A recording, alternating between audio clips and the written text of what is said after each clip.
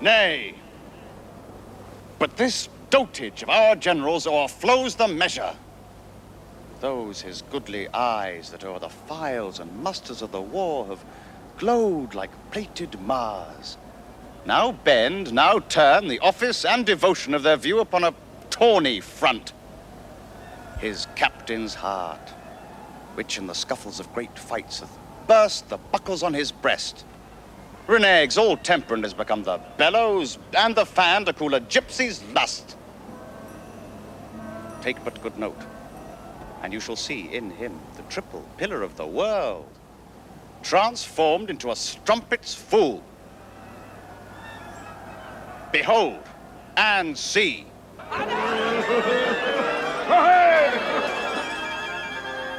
If it be love indeed, tell me how much. Oh, there's beggary in the love that can be reckoned. I'll set a bourne how far to be beloved. And must thou needs find out new heaven, new earth. News, my good lord. From Rome. Oh, greats me the sum. Hey! Hear them, Antony. Fulvia, perchance, is angry. Oh, who knows?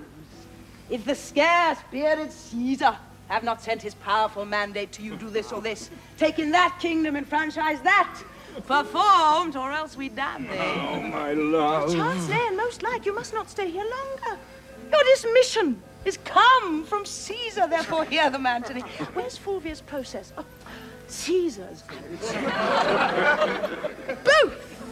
Call in the messengers. As I am Egypt's queen, thou blushest, Antony. And that blood of thine is Caesar's homager, else so thy cheek pays shame when shrill-tongued Fulvius goes. The messengers.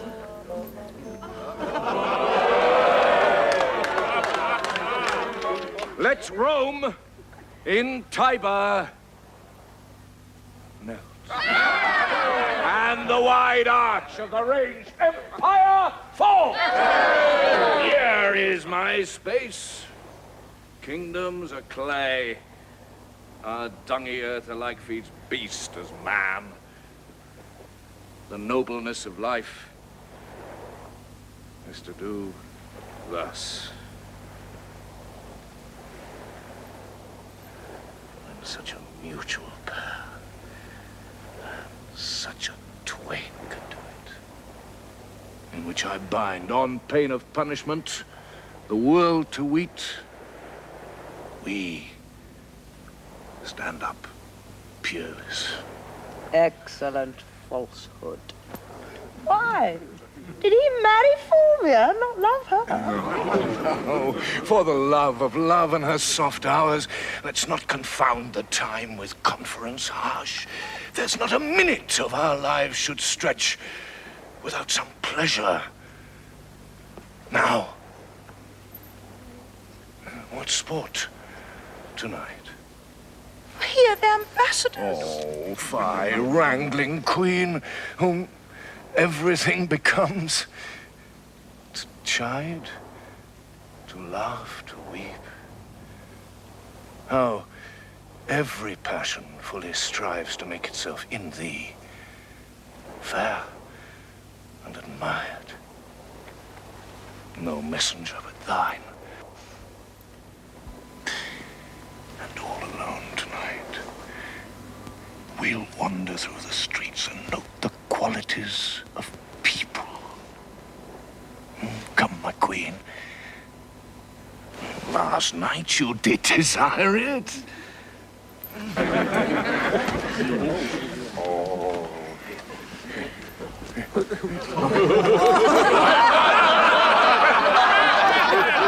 Speak not to us, huh?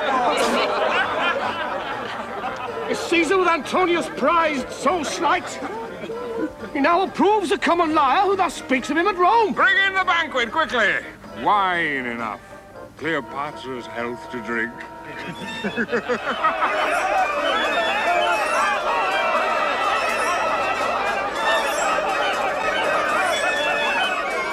Where's the soothsayer that you praised so to the queen? Soothsayer! Your will? Is this the man? Is it you, sir, that know things? In nature's infinite book of secrets, a little I can read. Good, now some excellent fortune.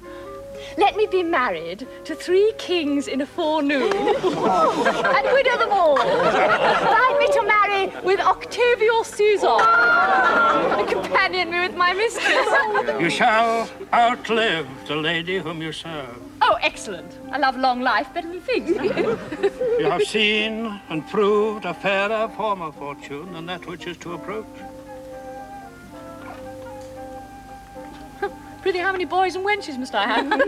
If every of your wishes had a womb, and fertile every wish, 1,000,000. Out fool. You think none but your sheets are privy to your wishes. The Queen!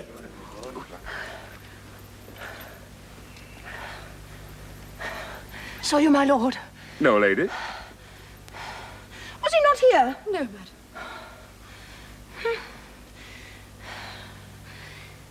He was disposed to mirth, but on the sudden, a Roman thought hath struck him.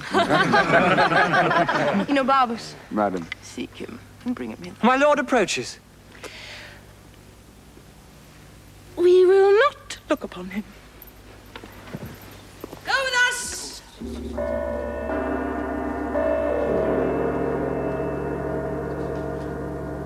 Fulvia, thy wife, first came into the field.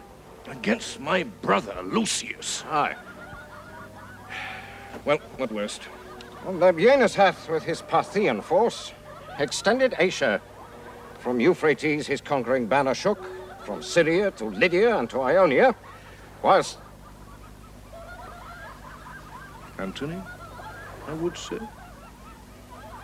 My lord, Speak to me, home.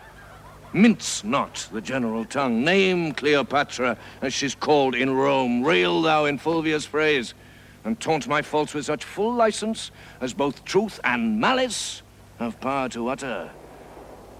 Oh. Then we bring forth weeds when our quick minds lie still, and our ills told us is as our hearing. From Sicyon, the news.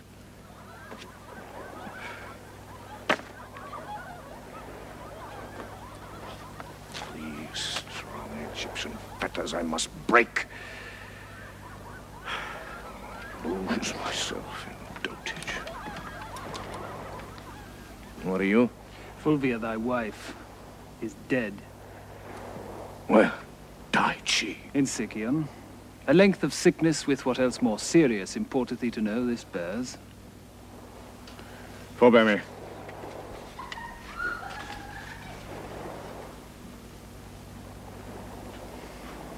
There's a great spirit gone. Thus did I desire it. What our contempts doth often hurl from us, we wish it ours again. She's good, being gone. My hand could pluck her back, but shoved her on. I must from this enchanting queen break off 10,000 harms more than the ills I know my idleness doth hatch.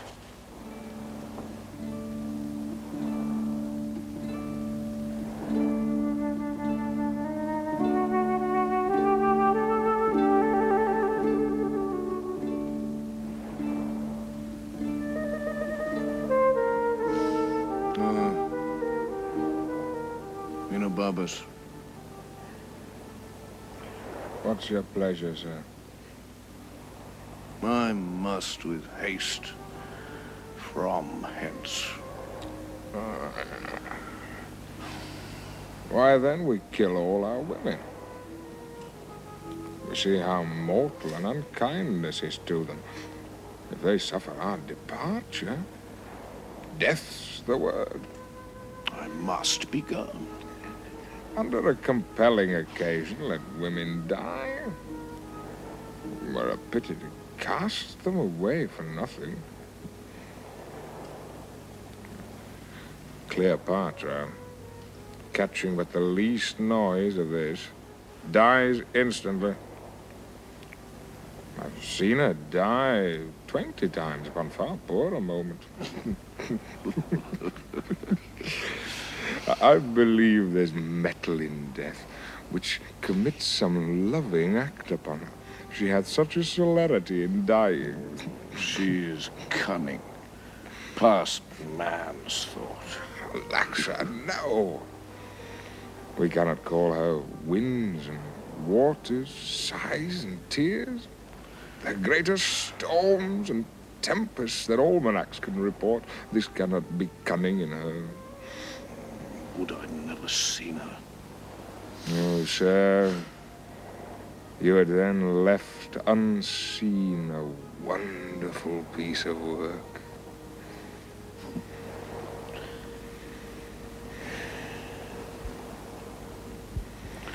Fulvia is dead. Sir? Fulvia is dead. Fulvia? Dead.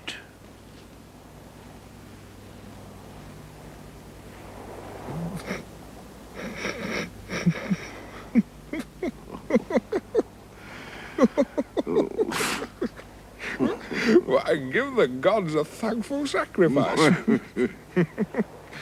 If there were no other women but Fulvia, then had you indeed a cut, and the case to be lamented.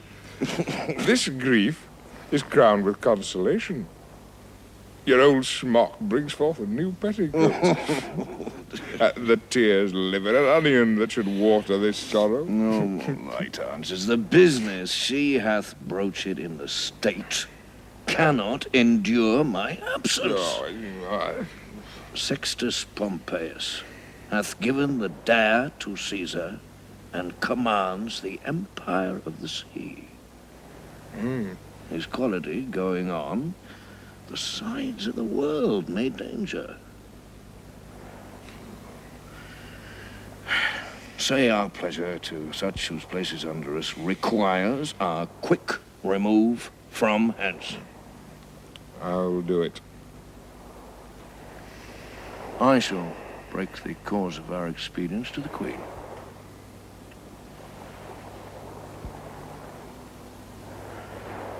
Get her leave to part.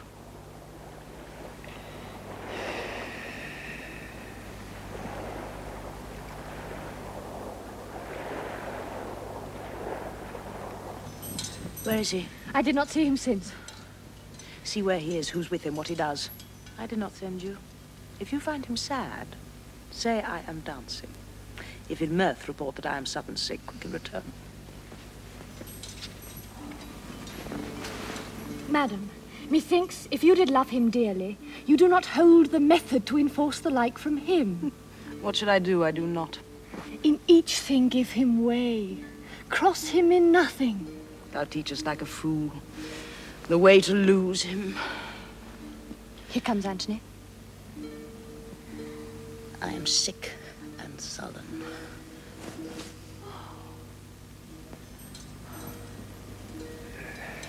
I am sorry to give breathing to my purpose. Help me away, dear Charmian. Oh, I shall fall. It cannot be thus long. The sides of nature will not sustain it. Dearest Pray you, stand farther from me. What's the matter? I know, by that same eye, there's some good news. What says the married woman? You may go?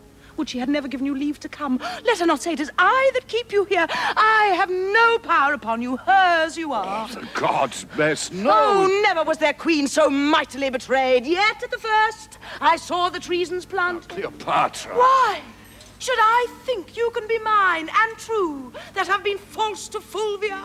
Riotous madness!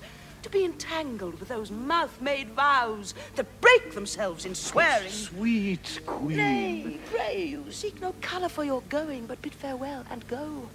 When you sued stay, then was the time for words. No going then.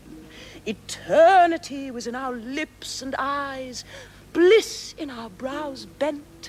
None our path so poor, but was a race of heaven. They are so still, or thou the greatest soldier of the world are turned the greatest liar. How now, lady? I would I had thy inches, thou shouldst know there were a heart in Egypt. Hear me, Queen. The strong necessity of time commands my services a while, but my full heart remains in use with you. Our Italy shines o'er with civil swords. Sextus Pompeius makes his approaches to the port of Rome. But that which most with you should safe my going is Fulvia's death.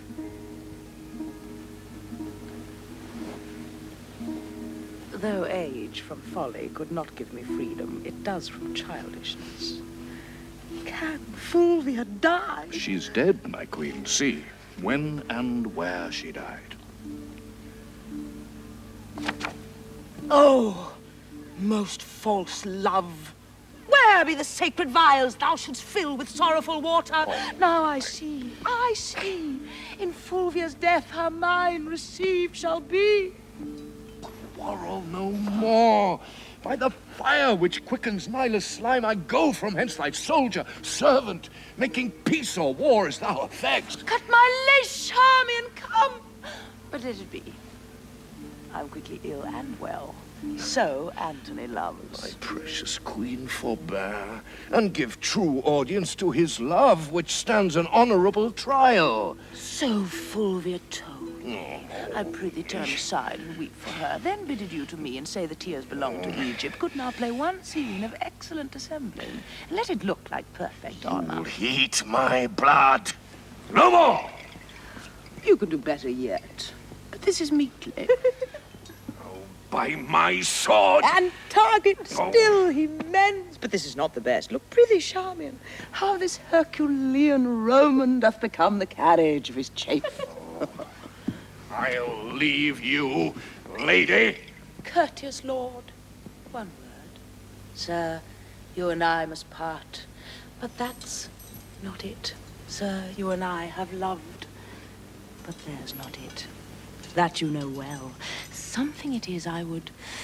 Oh, my oblivion is a very Antony, and I'm all forgotten. But that your royalty holds idleness your subject, I should take you for idleness itself. 'Tis sweating labor to bear such idleness so near the heart as Cleopatra this. But, sir, forgive me, since my becomings kill me when they do not eye well to you. Your honor calls you hence. Therefore, be deaf to my unpitied folly, and all the gods go with you. Upon your sword sit laurel victory, and smooth success be strewed before your feet. Let us go.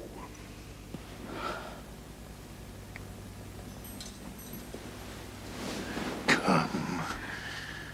Our separation so abides and flies, that thou residing here goes yet with me, and I, hence fleeting, here remain with thee.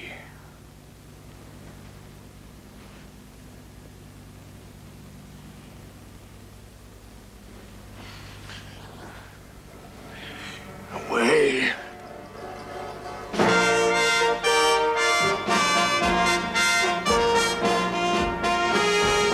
You may see, Lepidus, and henceforth know. It is not Caesar's natural vice to hate our great competitor. From Alexandria, this is the news. He fishes, drinks, and wastes the lamps of night in revel. He's not more manlike than Cleopatra, nor the Queen of Ptolemy more womanly than he. Hardly gave audience, or vouchsafed to think he had partners. You shall find there a man who is the abstract of all faults that all men follow. I must not think there are evils enow to darken all his goodness. His faults in him seem as the spots of heaven, more fiery by night's blackness, hereditary rather than purchased. What he cannot change than what he chooses. You are too indulgent.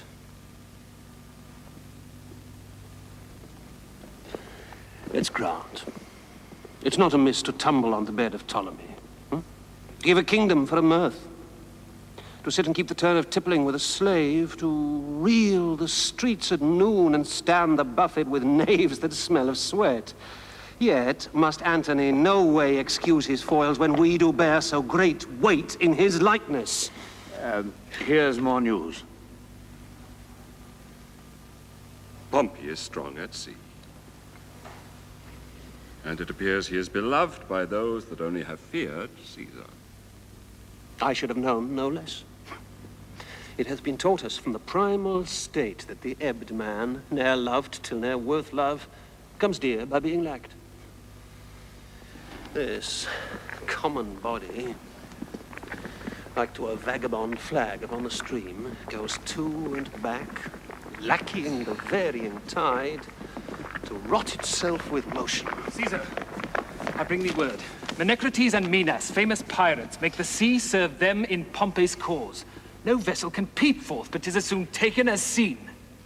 Antony! Leave thy lascivious wassails! When thou once wast beaten from Modena, at thy heels did famine follow, whom thou fought against, though daintily brought up, with patience more than savages could suffer. Thou didst drink the stale of horses, and the gilded puddle that beasts would cough at. And all this, Antony, it wounds thine honor that I speak it, now was born so like a soldier, that thy cheek so much as lanked not. 'Tis pity of him. Let his shames quickly drive him to Rome.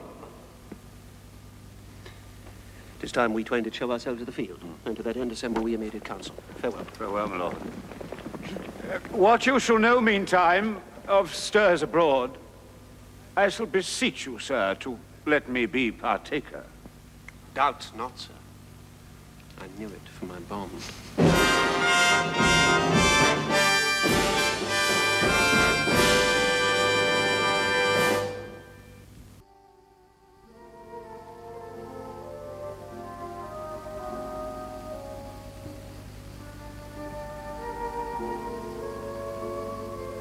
Charmian, madam.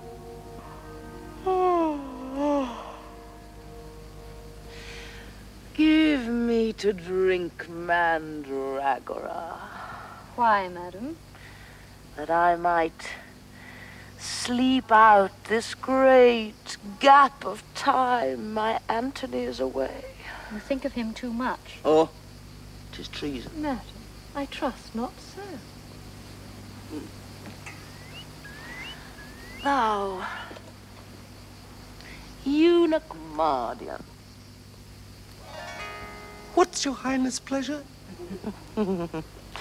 Not now to hear thee sing. I take no pleasure in aught an eunuch has. Hast thou affections? Yes, gracious madam. Indeed. Not indeed, madam, for I can do nothing. Yet I have fierce affections, and think what Venus did with Mars. Oh, Charmy. Where thinkst thou he is now? Stands he, or sits he, or does he walk? Or is he on his horse? Oh, happy horse, to bear the weight of Antony. Do bravely, horse, for what's thou whom thou movest, the demi-Atlas of this earth, the arm and Bergonet of men? He's speaking now, or murmuring, where's my serpent of old Nile? For so he calls me. Now, I feed myself with most delicious poison. Think on me, that am with Phoebus' amorous pinches black, and wrinkled deep in time. Broad-fronted Caesar, when thou wast here above the ground, I was a morsel for a monarch. Sovereign of Egypt, hail. How much unlike art thou, Mark Antony? Yet coming from him, that great medicine hath with his tinct gilded thee. How goes it with my brave Mark Antony? Last thing he did, dear Queen, he kissed the last of many doubled kisses. This orient pearl. His speech sticks in my heart. Mine ear must pluck it thence. Good friend, quoth he, say the firm Roman to great Egypt sends this treasure of an oyster, at whose foot, to mend the petty present, I will piece her opulent throne with kingdoms. All the East, say thou, shall call her mistress. Was he sad or merry? Like to the time of the year between the extremes of hot and cold, he was nor sad nor merry. Oh, well-divided disposition. Note him, good Charmian, 'tis the man. But note him, he was not sad, for he would shine on those that make their looks by his. He was not merry, which seemed to tell them his remembrance lay in Egypt with his joy. But between both, oh, heavenly mingle. Met'st thou my posts? Aye, madam, 20 several messengers. Why do you send so thick? Who's born that day that I forget to send to Antony shall die a beggar. Ink and paper, Charmian, welcome, my good Alexis. Did I, Charmian, ever love Caesar so? Oh, that brave Caesar. Thee choked with such another emphasis. Say the brave Antony. Valiant Caesar. By Isis, I will give thee bloody teeth if thou with Caesar paragon again, my man of men. By your most gracious pardon, I sing but after you.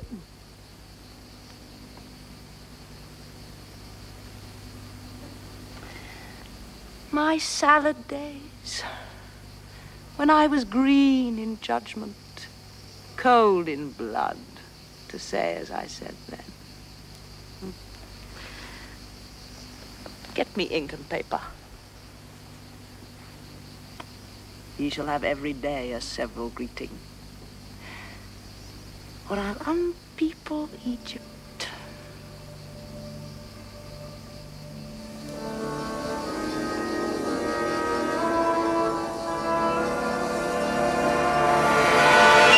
Good Enobarbus, 'tis a worthy deed, and shall become you well to entreat your captain to soft and gentle speech. I shall entreat him to answer like himself.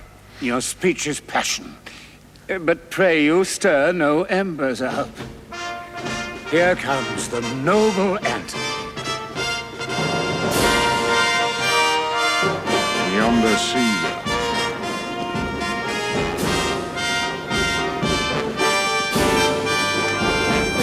If we compose well here to Parthia, Antonius.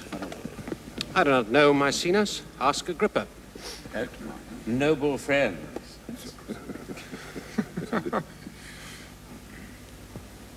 That which combined us was most great, and let not a leaner action rend us.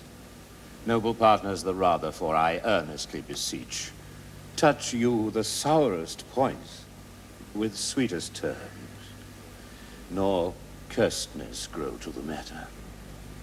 'Tis spoken well. Were we before our armies, and to fight, I should do that. Welcome to Rome. Thank you. Sit. Sit, sir. Nay then.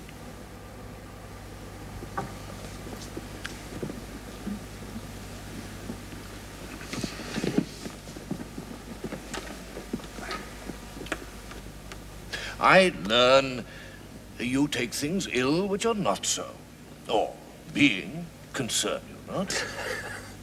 I must be laughed at if all for nothing or a little. I should say myself offended. And with you, chiefly of the world. My being in Egypt, Caesar, what was to you? No more than my residing here in Rome might be to you in Egypt. Yet, if you there did practice on my state, your being in Egypt might be my question. How intend you practice. You may be pleased to catch at mine intent by what it here befall me. Your wife and brother made wars upon me, and their contestation was theme for you. You were the word of war. You do mistake your business. My brother never did urge me in his act. Did he not rather make these wars alike against my stomach, having alike your cause? If you patch a quarrel, must not be with this.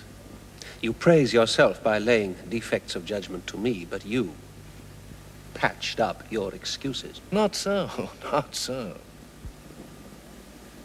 As for my wife, the third of the world is yours, which with a snaffle you may pace easy, but not such a wife. Would we had all such wives that the men might go to wars with the women?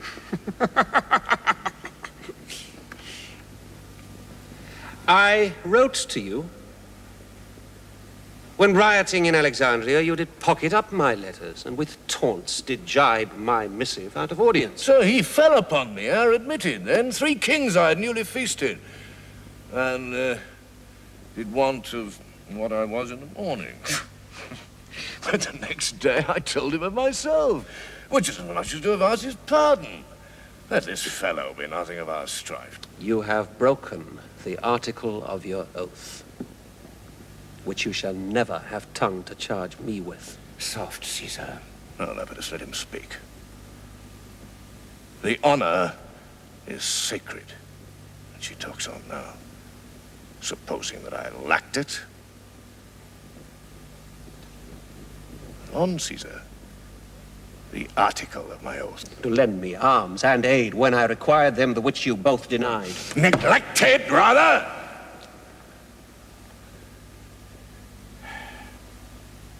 And then when poisoned hours had bound me up from the knowledge of mine own self, as nearly as I may, I'll play the penitent to you. Truth is, Fulvia, to have me out of Egypt, made wars here, for which myself, the ignorant motive, do so far ask pardon as befits mine honor to stoop in such a case. 'Tis noble spoken. If it might please you, to enforce no further the griefs between you. To forget them quite were to remember that the present need speaks to atone you. Worthily spoken, Miss Inez. Or, if you borrow one another's love for the instant, you may, when you hear no more words of Pompey, return it again.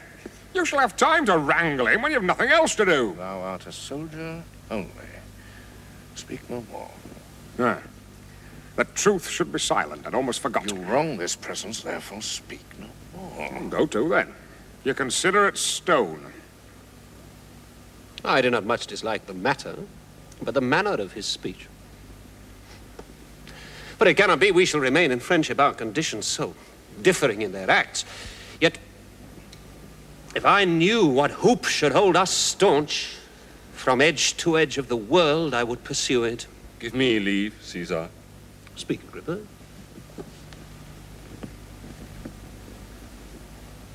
Thou hast a sister by thy mother's side, admired Octavia. Great Mark Antony is now a widower. Say not so, Agrippa. If Cleopatra heard you, your reproof were well-deserved of rashness. I am not married, Caesar. Let me hear, Agrippa. To hold you in perpetual amity. To make you brothers. And to knit your hearts with an unslipping knot, take Antony Octavia to his wife, whose beauty claims no worse a husband than the best of men, whose virtue and whose general graces speak that which none else can utter. By this marriage, all little jealousies which now seem great, and all great fears which now import their dangers, would then be nothing. Pardon what I have spoke. What is a studied, not a present thought, by duty ruminated.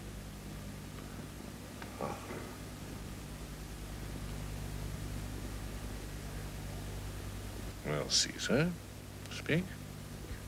Not till he hears how Antony is moved with what is spoke already. What power is in Agrippa, if I should say Agrippa be it so, to make this good? The power of Caesar, and his power unto Octavia. May I never, to this good purpose which so fairly shows, dream of impediments. Let me have your hand. Further this act of grace, and from this hour, the heart of brothers govern in our loves and sway our great desires. There's my hand. A sister I bequeath you, whom no brother did ever love so dearly. Happily, amen. I did not think to draw my sword against Pompey, yet ere we put ourselves in arms, dispatch we the business we have talked of. With most gladness, and to invite you to my sister's view, with a straight I'll lead you.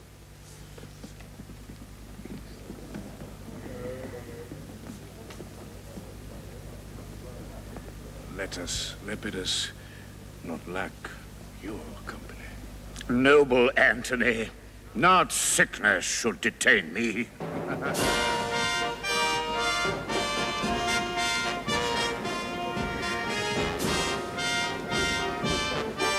Welcome from Egypt. Worthy Maecenas.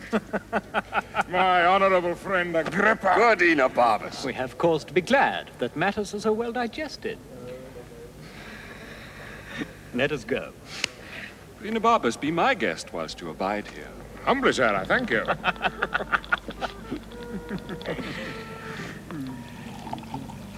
You stayed well by it in Egypt. With its sleep day out of countenance, and made the night light with drinking. 8 wild boars, roasted whole at a breakfast, and but 12 persons there. Is this true? This was but as a fly by an eagle. The most triumphant lady of Report Square. When she first met Mark Antony, she pursed up his heart upon the river of sinners. There she appeared indeed, or my reporter devised it well. I'll tell you. The barge she sat in, like a burnished throne, burned on the water. The poop was beaten gold, purple the sails, and so perfumed that the winds were lovesick with them. The oars were silver, which to the tune of flutes kept stroke, and made the water which they beat to follow faster as amorous of their strokes. For her own person, it beggared all description. She did lie in her pavilion, cloth of gold of tissue, or picturing that Venus where we see the fancy outwork nature. On each side her stood pretty dimpled boys, like smiling cupids with divers coloured fans, whose wind did seem to glow the delicate cheeks which they did cool, and what they undid, did. Rare for Antony. A gentlewomen, like the Nereides, so many mermaids tended her the eyes and made their bends adornings. At the helm, a seeming mermaid steers. The silken tackle swell with the touches of those flowers' soft hands that yearly frame the office. And from the barge, a strange, invisible perfume hits the sense of the adjacent walls. The city cast the people out upon her. And Antony, enthroned in the marketplace, did sit alone, whistling to the air, which but for vacancy had gone to gaze on Cleopatra too, and made a gap in nature. Rare Egyptian. Upon our landing, Antony sent to her, invited her to supper. She replied, it were better he became her guest, which she entreated. Our courteous Antony, whom ne'er the word of no woman heard speak, being barbered 10 times o'er, goes to the feast, and for his ordinary pays his heart for what his eyes eat only. Royal wench.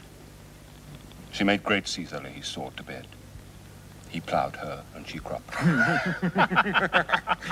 I saw her once hop 40 paces through the public streets, and having lost her breath, she spoke and panted that she did make defect, perfection, and breathless power breathe forth. Now Antony must leave her utterly. Never!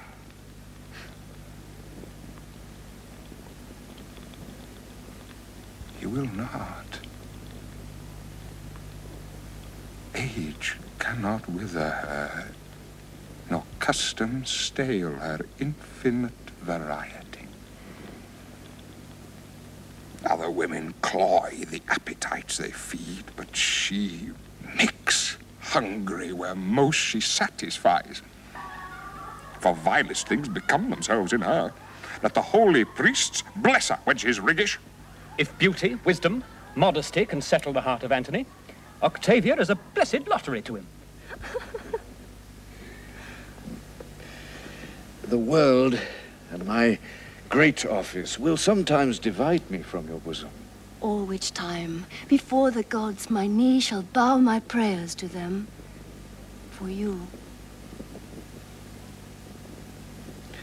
My Octavia, read not my blemishes in the world's report. I have not kept my square, but that to come shall all be done by the rule. Good night, dear lady. Good night, sir.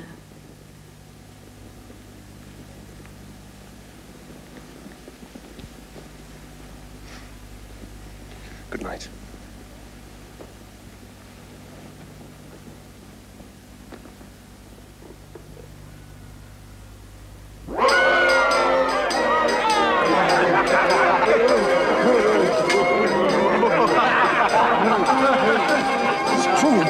Has Pompey made a peace? He has been given Sicily, Sardinia, and has undertaken to rid the seas of the pirates. Pompey's father would ne'er have made this peace. For my part, I am sorry it has turned to a drinking.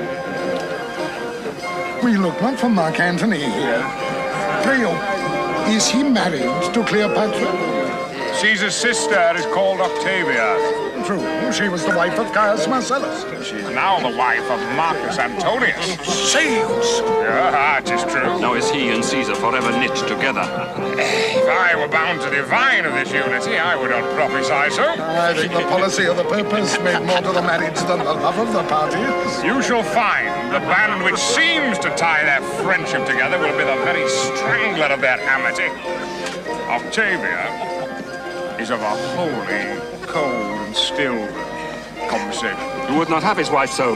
Not he that is himself not so, which is Mark Antony. He will to his Egyptian dish again. Then shall the size of Octavia, with a fire up in Caesar. Come, sir, I have a health for you. I shall take it. We have used our throats in Egypt. Thus do they, sir. They take the flow of the Nile by certain scales of the pyramid. They can tell by the height, the lowness, or the mean, if dearth or poison. You have strange serpents there. Aye. Your serpent of Egypt now is bred of your mud by the oblation of your son. So is your crocodile. A health to Lepidus! I'm not so well as I should be, but I'll ne'er out.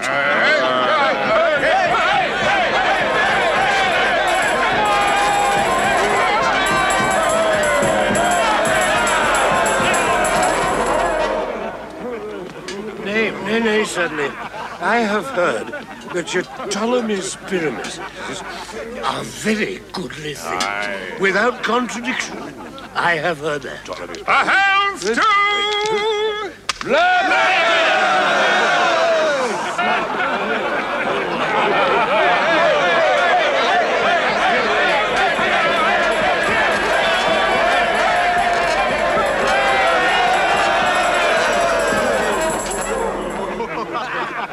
What manner of thing is your crocodile? It is shaped, sir, like itself. It is as broad as it hath breadth. It is just as high as it is, and it moves with its own organs. It lives by that which nourisheth it, and the elements once out of it. It transmigrates. What colour is it on? Of its own colour, too. 'Tis a strange serpent. 'Tis so. And the tears of it are wet.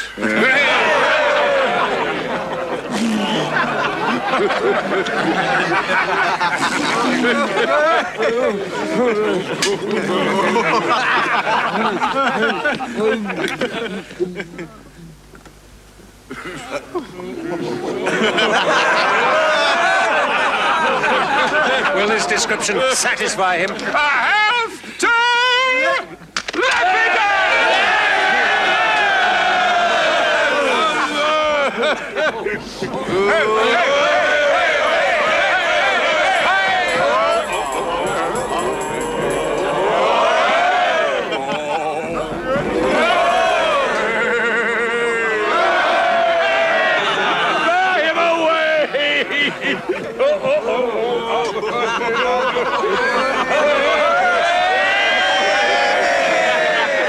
I'll pledge it for him. This is not yet an Alexandrian feast! It ripens towards it. Strike the vessels, ho! Here's to...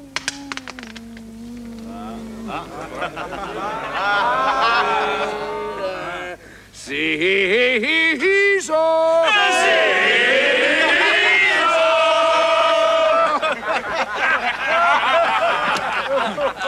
I could well forbear it. 'Tis monstrous labour when I wash my brain and it grows fouler. Oh, be a child at a time. Possess it. I'll make answer.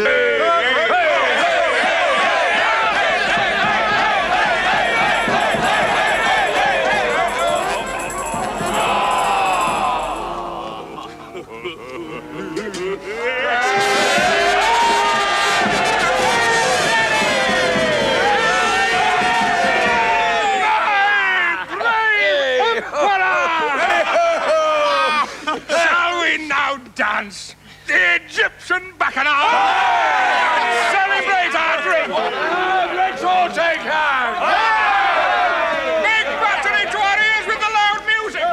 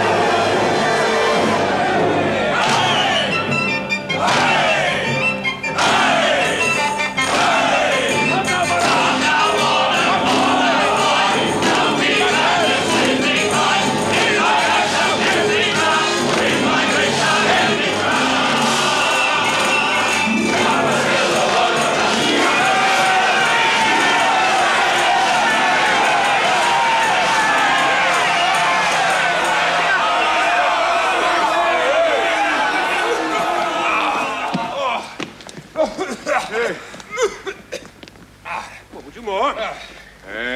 Good night, good brother. You see, we have burned our cheeks. Strong Enobarbus is weaker than the wine. Mine own tongue splits what it speaks. What needs more words? Good night.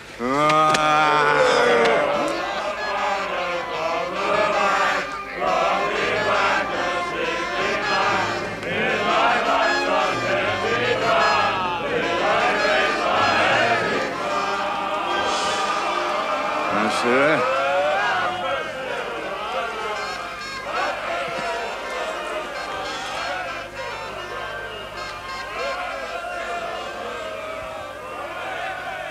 You do wish yourself in Egypt?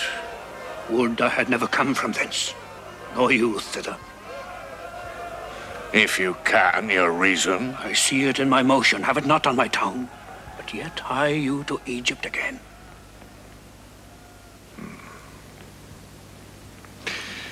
Say to me, whose fortune shall rise higher? Caesar's or mine? Caesar's. Therefore, O Antony, stay not by his side. Make space enough between you. Go, get thee gone. Say to Antonius I would speak with him. He shall to Parthia.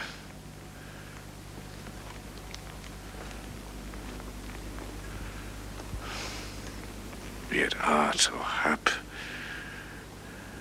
he hath spoken true. I will to Egypt, though I make this marriage for my peace. In the east, my pleasure lies.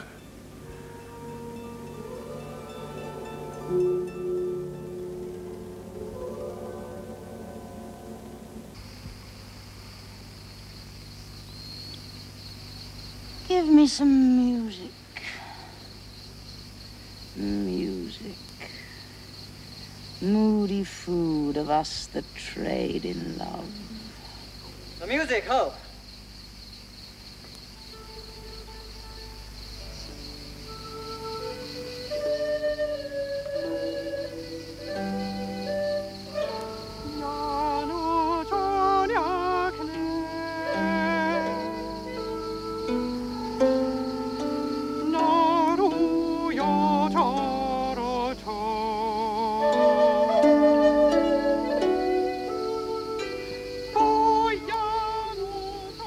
Let it alone. Let's do billiards. Come, Charlie. My arm is sore. Best play with Mardian. Oh, not now.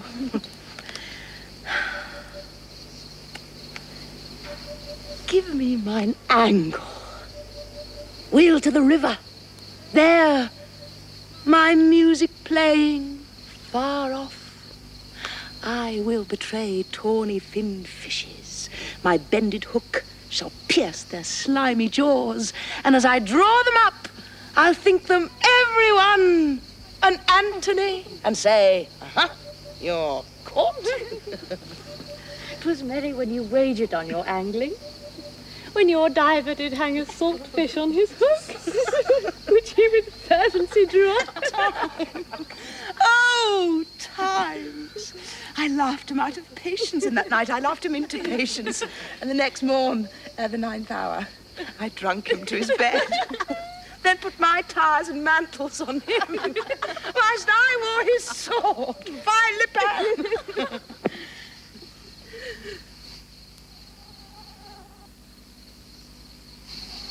Oh, from Italy! Ram, thou thy fruitful tidings in mine ear that long time have been barren. Madam. Antonius dead. If thou sayest so, villain, thou kill'st thy mistress. But well and free if thou so yield him. There's gold. And here, my bluest veins to kiss. A hand that kings have lipped and trembled kissing. First, madam, he's well. Why? There's more gold. But, Sirrah, mark. We used to say the dead are well. Bring it to that, the gold I give thee will I melt and pour down thy ill-uttering throat. Good madam, hear me. Well, go to, I will, but there's no goodness in thy face. Well, please you hear me. I have a mind to strike thee ere thou speakst. Yet if thou say Antony lives, is well, or friends with Caesar, or not captive to him, I'll set thee in a shower of gold and hail rich pearls upon thee. Madam, he's well. Well said. Friends of Caesar. Thou'rt an honest man. Caesar and he are greater friends than ever. Make thee a fortune from me. But yet, madam. I do not like but yet. Fie upon but yet as a jailer to bring forth some monstrous malefactor. Prithee, friend, pour out the pack of matter to mine ear. The good and bad together. He's friends with Caesar in state of health, thou sayest, and thou sayest free. Free, madam? No, I made no such report. He's bound unto Octavia. For what good turn? For the best tourney, the bed.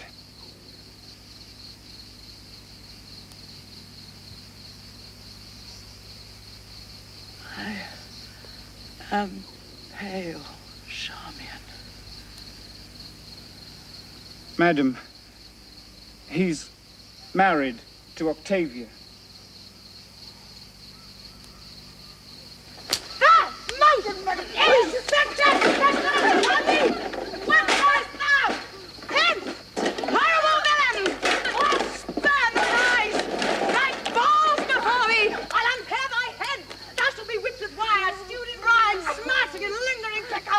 Not so a province I will give thee and make thy fortunes proud. Madam, he's married to Octavia. Thou hast lived too long. Good madam, keep yourself within yourself. The man is innocent. Some innocent escape not the thunderbolt. Melt Egypt into Nile, and kindly creatures turn all to serpents. Call the slave again. Though I am mad, I will not bite him. Call! He is afeard to come. I will not hurt him.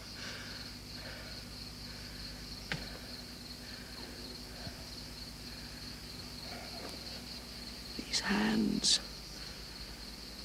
do lack nobility, that they strike a meaner than myself, since I myself have given myself the cause.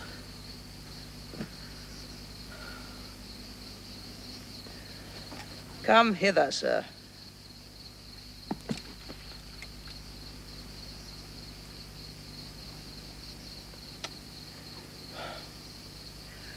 Though it be honest, it is never good to bring bad news. I have done my duty. Is he married? I cannot hate thee worse than I do if thou again say yes. He's married, madam. The gods confound thee! Dost thou hold there still? Should I lie, madam? Oh, I would thou didst. He is married? I crave your highness pardon. He is married! To punish me for what you make me do seems much unequal. He's married to Octavia. Get thee hence. The merchandise that thou hast brought from Rome are all too dear for me. Lie they upon thy hand, and be undone by him. Good, your highness, patient. In praising Antony, I have dispraised Caesar. Many times, madam. I'm paid for it now. Oh, Iris, show me. Go to the fellow, good Alexis. Bid him report the feature of Octavia. Her years, her inclination. Let him not leave out the color of her hair. Bring me word quickly. Let him forever go. Let him not show me. Though he be painted one way like a Gorgon, the other way is a Mars. Bid you, Alexis, bring me word how tall she is. Pity me, show me. But do not speak to me.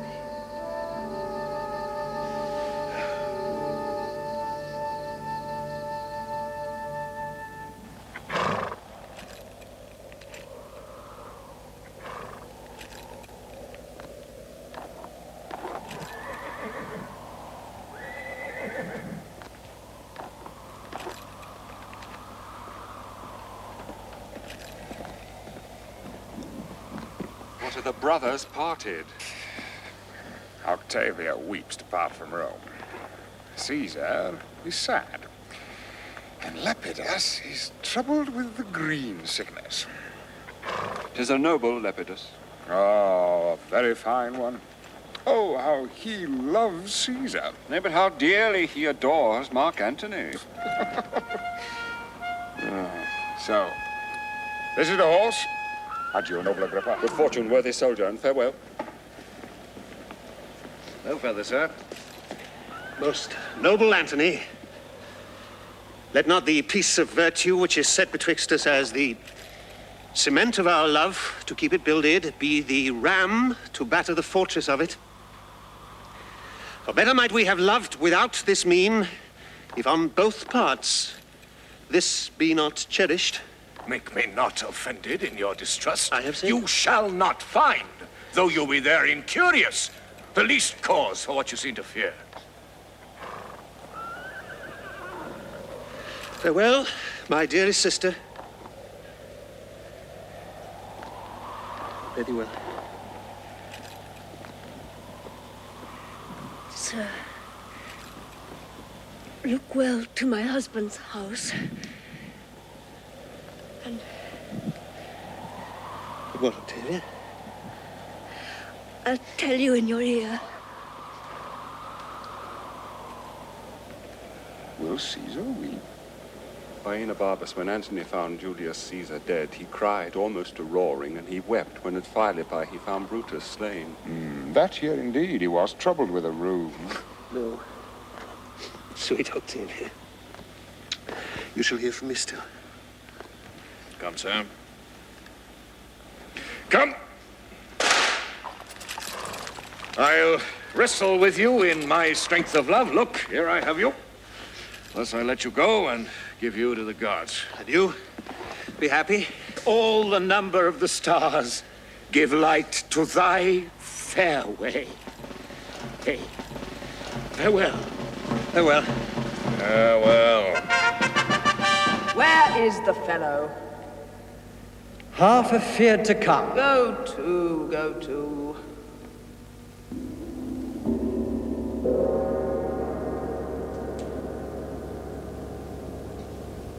Come hither, sir.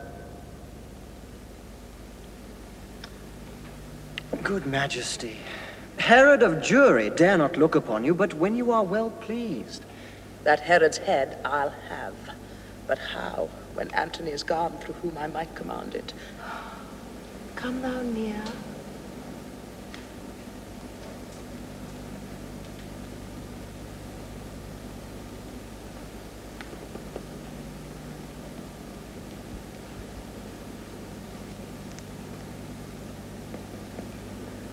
Most gracious Majesty. Didst thou behold Octavia? I, dread Queen. Where? Madam, in Rome.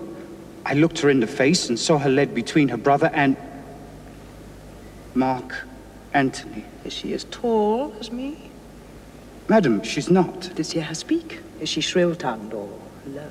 Madam, I heard her speak. She is low-voiced. That's not so good. He cannot like her long. Like her? I said it is impossible. I think so, Charmian. Dull of tongue and dwarfish. What majesty is in her gait, remember, if e'er thou look'st on majesty. She creeps. Her motion and her station are as one. She shows a body rather than a life, a statue than a breather. Is this certain? Or I have no observance. Three in Egypt cannot make better note. 'Tis very knowing, I do perceive. There's nothing in her yet. The fellow has good judgment. Excellent. Guess at her years, I prithee. Madam, she was a widow. Widow! Charmian, Mark! And I do think she's 30. Bear'st thou her face in mind? Is long or round? Round, even to faultiness. For the most part, too, they are foolish that are so. Her hair, what colour? Brown, madam. And her forehead as low as she would wish it. There's gold for thee. Thou must not take my former sharpness ill. I will employ thee back again. I find thee most fit for business. Go make thee ready. Our letters are prepared. A proper man. Indeed, he is so. I repent me much that so I harried him. Why, methinks by him, this creature, is no such thing. Nothing. The man, hath seen some majesty and should know. Hath he seen majesty? Isis else defend, and serving you so long. All may be well enough. I warrant you, madam.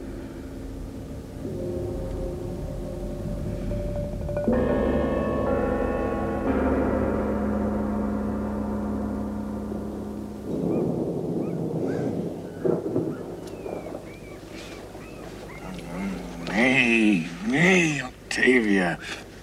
Not only that were excusable, but he hath waged new wars. Spoke scantly of me when the best hint was given him. He not took't, or did it from his teeth. Oh, my good lord, believe not all. Or if you must believe, stomach not all. A more unhappy lady, if this division chance ne'er stood between, praying for both parts. The good gods will mock me presently when I shall pray, oh, bless my lord and husband. Undo that prayer by crying out as loud, oh, bless my brother. Husband, win. Win, brother. Praise and destroys that prayer. No midway twixt these extremes at all. Gentle Octavia, if I lose mine honor, I lose myself. Better I were not yours than yours so branchless. But as you requested, yourself shall go between us. Meantime, lady, I'll raise the preparation of a war shall stain your brother.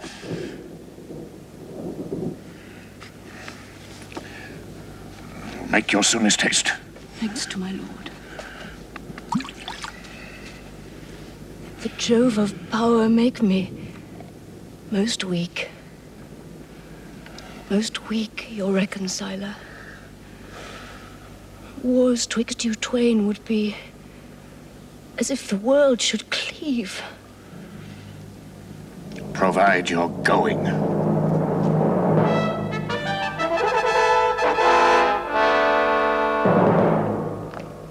Contemning Rome, he has done all this and more in Alexandria. Here's the manner of it. In the marketplace, on a tribunal silvered, Cleopatra and himself in chairs of gold were publicly enthroned. At her side stood Caesarion, whom they call my father's son, and all the unlawful issue that their lust since then hath made between. This in the public eye, in the common showplace where they exercise. His sons he there proclaimed the kings of kings. Great Media, Parthia, and Armenia he gave to Alexander. To Ptolemy he assigned Syria, Cilicia, and Phoenicia. She, the habiliments of the goddess Isis that day appeared. Let Rome be thus informed. Queasy with his insolence already, will their good thoughts go from him? The people know it, and have now received his accusations. Who does he accuse? Caesar. He frets that Lepidus of the Triumvirate should be deposed, and being that we detain all his revenue. Sir, this should be answered. I've told him Lepidus was grown too cruel and to deserve his change. Hail, Caesar, and my lord. Hail, most dear Caesar. That ever I should call thee castaway. You have not called me so, nor have you cause. Why have you stolen upon us thus? You come not like Caesar's sister. The wife of Antony should have an army for an usher, and the neighs of horse to tell of her approach long ere she did appear. But you are come a market maid to Rome, and have prevented the ostentation of our love. Good my lord, to come thus was I not constrained, but did it on my free will.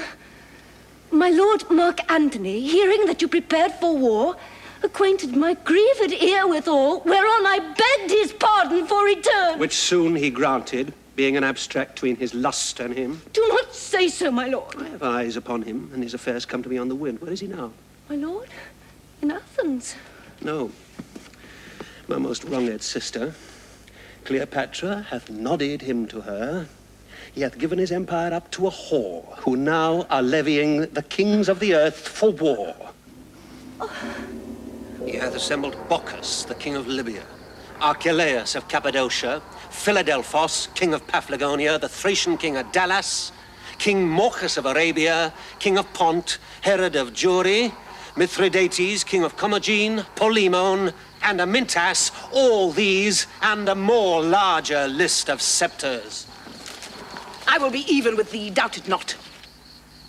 But why? Why? Thou hast forspoke my being in these wars and says it is not fit. Well, is it? Is it? If 'tis denounced against us, why should not we be there in person? Well, I could reply. What is you say? Your presence needs must puzzle Antony. Take from his heart, take from his brain, from his time what should not then be spared. He's already traduced for levity, and he said in Rome, Patinus and Eunuch and your maids manage this war. Sink Rome, and their tongues rot that speak against us. A charge we bear in the war, and as the president of my kingdom, will appear there for a man. Speak not against it. Nay, I have done. Is it not strange, Ventidius, he could so quickly cut the Ionian Sea and take in Turin? You've heard of it, sweet? Celerity is never more admired than by the negligent. A good rebuke. And one that would become the best of men to taunt at slackness. Ventidius, we will fight with him by sea. By sea, what else? Why will my lord do so? For that he dares us to it. So hath my lord dared him to single fight. Your ships are not well manned. Your mariners are muleteers, reapers, people engrossed by swift impress. By sea. Most worthy sir, you therein throw away the absolute soldiership you have by land. Distract your army, which for the most part doth consist of war-marked footmen. Nay, I'll fight with him by sea. I have 60 sails, Caesar none better. Our overplus of shipping we will burn, and with the rest, full manned, from the head of Actium, beat the approaching Caesar. But if we fail, we then can do it at land. Thy business. The news is true, my lord. He is descried. Caesar has taken Turin. He be there in person? 'Tis impossible!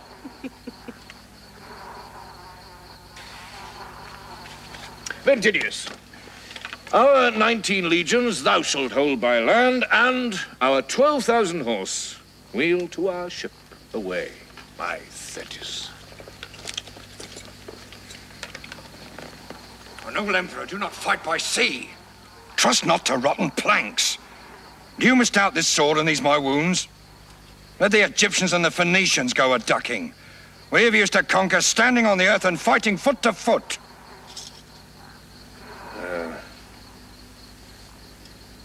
Well.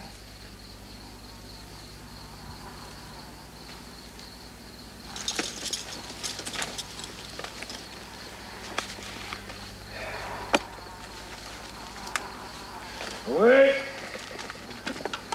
By Hercules, I think I'm in the right. Soldier thou art. Our leaders led, and we are women's men. The speed of Caesar's carries beyond belief. Taurus, My lord. strike not by land, keep hold. Provoke not battle till we have done at sea. Our fortune lies upon this jump. Set we our squadrons on yon side of the hill in eye of Caesar's battle, from which place we may the number of his ships behold.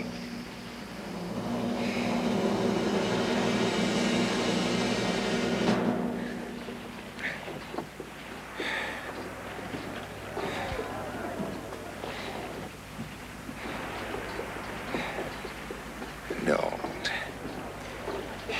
Lord, oh Lord. And I can behold no longer.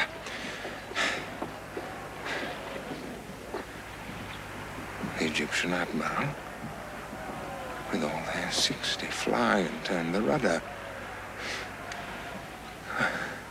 To see it, mine eyes are blasted.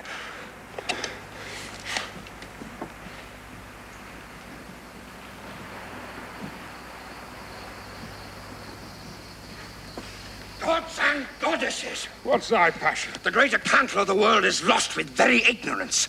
We have kissed away kingdoms and provinces. Yon rye-bordred nag of Egypt, whom leprosy will take. In the midst of the fight, when vantage like a pair of twins appeared, the breeze upon her, like a cow in June, hoists sails and flies. That I beheld. She once being loosed, the noble ruin of her magic Antony claps on his sea wing, and like a doting mallard, leaving the fighting height, flies after her. I never saw an action of such shame. Experience, manhood, honor, ne'er before did violate so itself. Alack. Alack.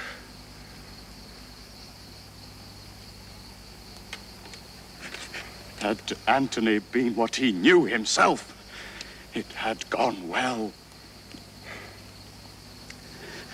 He has given example for our flight, most grossly by his own. Aye, are you thereabouts? Why then, good night indeed. Towards Peloponnesus are they fled. 'Tis easy to it, and there I will attend what further comes.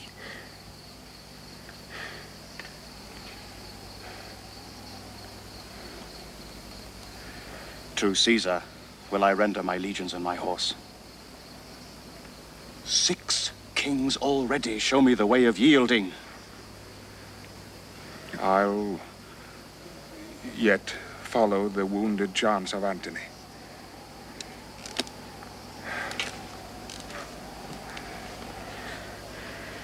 Though my reason sits i' the wind against me.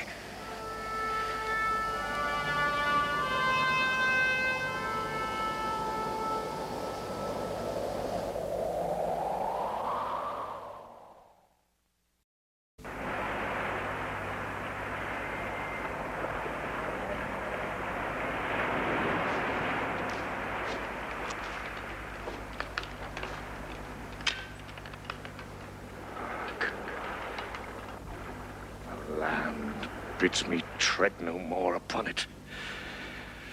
It is a shame to bear me. Friends, come hither. I am so lated in the world, I've lost my way forever. I have a ship laden with treasure. Take that, divide it, fly, and make your peace with Caesar. Fly? Not I. Not we. I have fled myself, and have instructed cowards to run and show their shoulders. Friends, be gone! I have myself resolved upon a course which has no need of you. My treasure's in the harbor. Take it, fly. Oh, I've followed that I blush to look upon. Leave me, I pray, a little. Indeed, I have lost command. Therefore, I pray you. I'll see you by and by.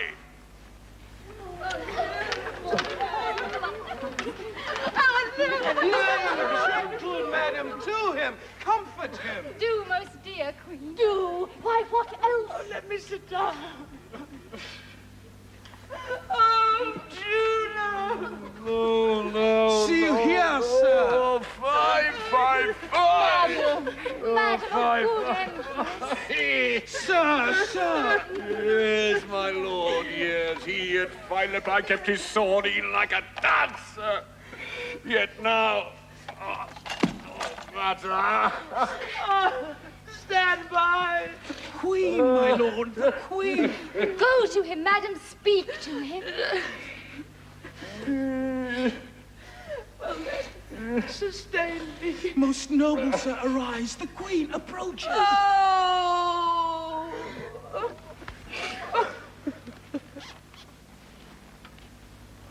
Oh, with Hast thou led me, Egypt? Oh, my lord, my lord, forgive my fearful sails. I little thought you would have followed. Egypt thou knewst too well. My heart was to thy rudder tied by the strings, and thou shouldst tow me after. O'er my spirit thy full supremacy thou knewst, and that thy beck might from the bidding of the gods command me. Oh, my pardon. Now I must to the young man send humble treaties, dodge and palter in the shifts of lowness. Who with half the bulk of the world played as I please, making and marring fortune. Pardon, pardon.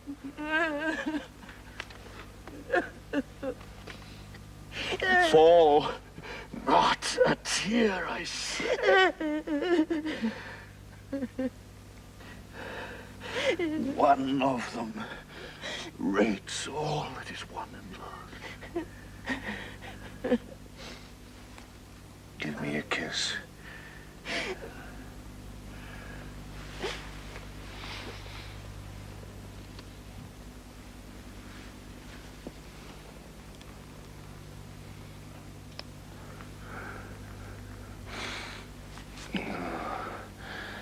Even this repays me.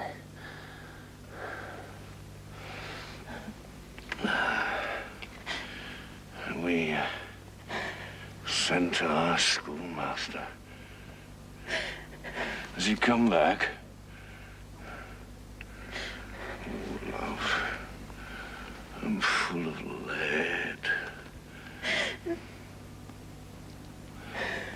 Some wine.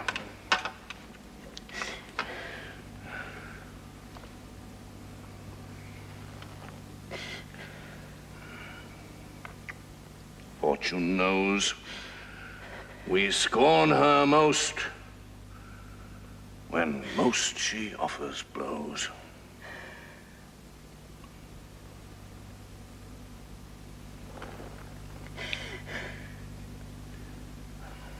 Let him appear that's come from Antony. Know you him? Caesar is his schoolmaster. He had superfluous kings for messengers. Not many moons gone by. Such as I am, I come from Antony. Lord of his fortunes, he salutes thee and requires to live in Egypt. Which, not granted, he lessens his request, and to thee sues to let him breathe between the heavens and earth, a private man in Athens. For Antony, I have no ears to his request. The queen of audience nor desire shall fail, so she from Egypt drive her all-disgraced friend, or take his life there. This, if she perform, she shall not sue unheard. So to them both. Fortune pursue thee. Bring him through the bands.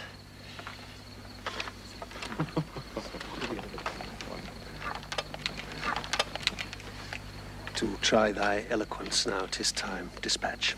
From Antony, win Cleopatra. Women are not in their best fortunes strong, but want will perjure the ne'er-touched vestal. Try thy cunning, Phidias. Caesar, I go. Observe how Antony becomes his fall. Caesar, I shall.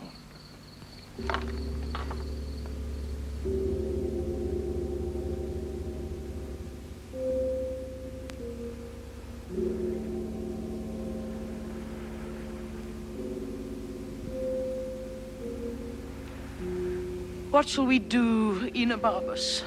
Think and die. Is Antony or we in fault for this? Antony only. That would make his will lord of his reason. What though you fled from that great face of war? Why should he follow? The itch of his affection should not then have nicked his captainship. To course your flying flags and leave his navy gazing! The peace! That's his answer. Aye, my lord. The queen shall then have courtesy, so she will yield me up He says so. Let her know it.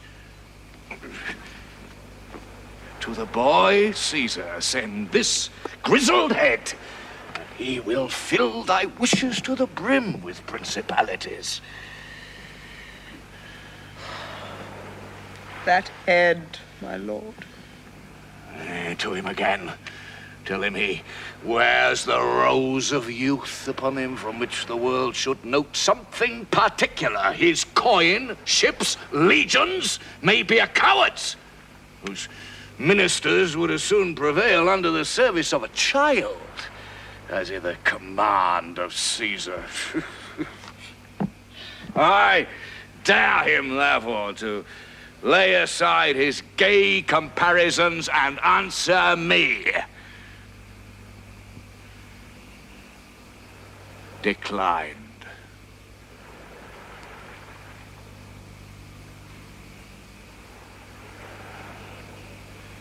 Sword against sword. Ourselves alone. I'll write it. Follow me.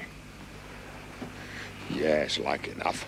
High-battled Caesar will unstate his happiness and be staged to the show against a sworder. A messenger. From Caesar.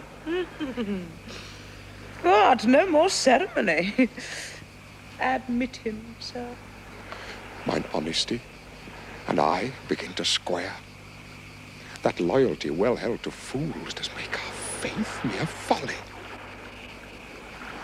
Yet he that can endure to follow with allegiance a fallen lord does conquer him that did his master conquer, and earns a place in the story. Caesar's will.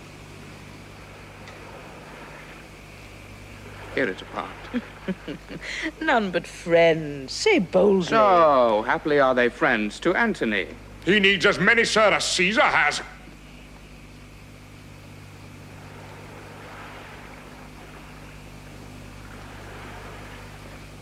So.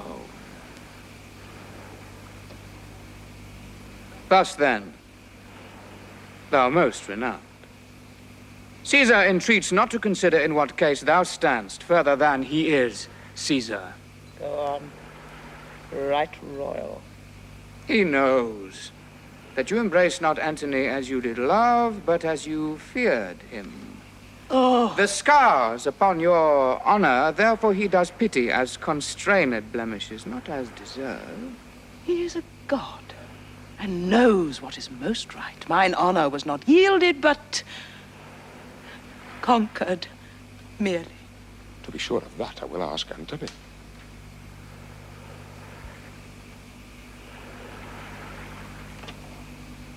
Sir, thou art so leaky, we must leave thee to thy sinking, for thy dearest quit thee.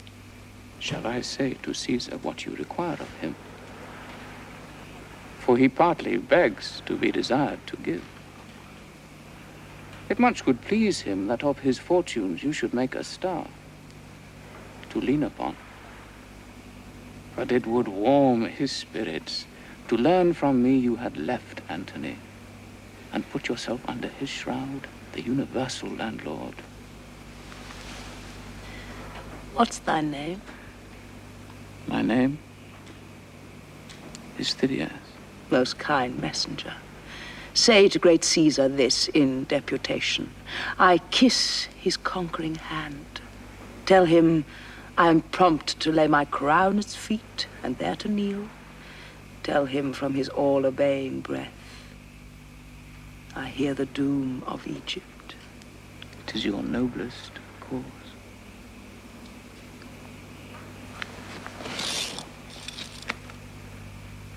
Give me grace to lay my duty on your hand. Your Caesar's father, oft, when he hath mused of taking kingdoms in, bestowed his lips on that unworthy place as it rained kisses.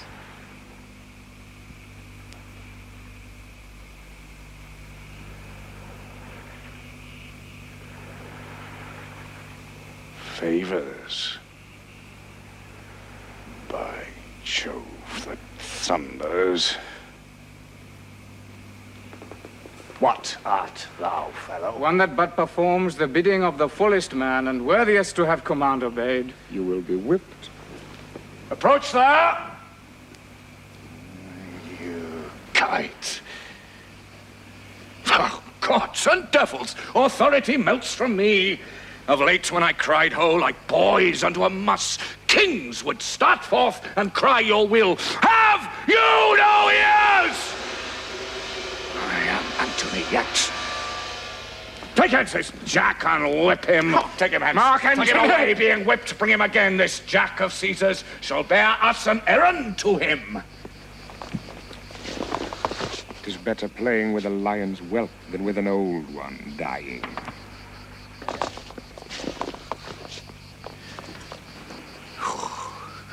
Have I my pillow left unpressed in Rome, forgone the getting of a lawful race, and by a gem of women, to be abused by one that looks on feeders? Good, my you lord. have been a bugler ever. Oh, it's come to this. I found you cold upon dead Caesar's trencher.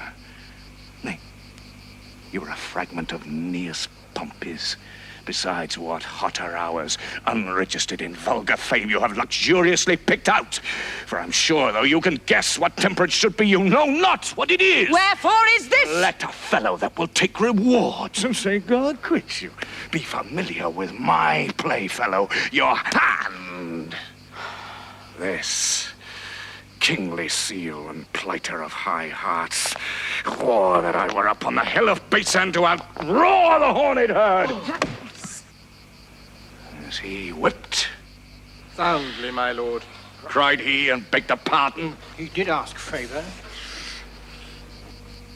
Get thee back to Caesar. Tell him thy entertainment. Look, thou say he makes me angry with him, for he seems proud and disdainful, harping on what I am.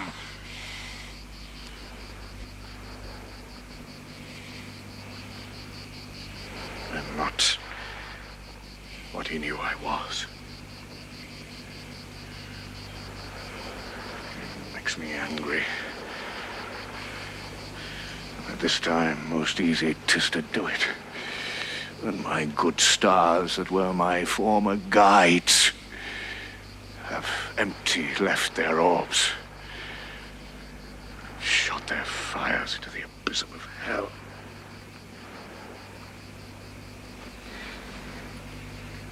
Hence with thy stripes.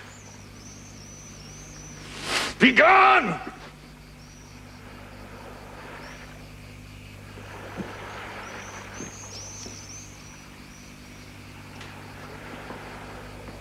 Have you done yet? Alack. Our terrene moon is now eclipsed. And it portends alone the fall of Antony. Not know me yet? Cold-hearted toward me. Oh, dear, if I be so, from my cold heart let heaven engender hail and poison it in the source, and the first stone drop in my neck, as it determines so dissolve my life. The next Caesarean smite, till by degrees the memory of my womb, together with my brave Egyptians, all by the discanding of this pelleted storm lie graveless, till flies and gnats of Nile have buried them for prey. I am satisfied.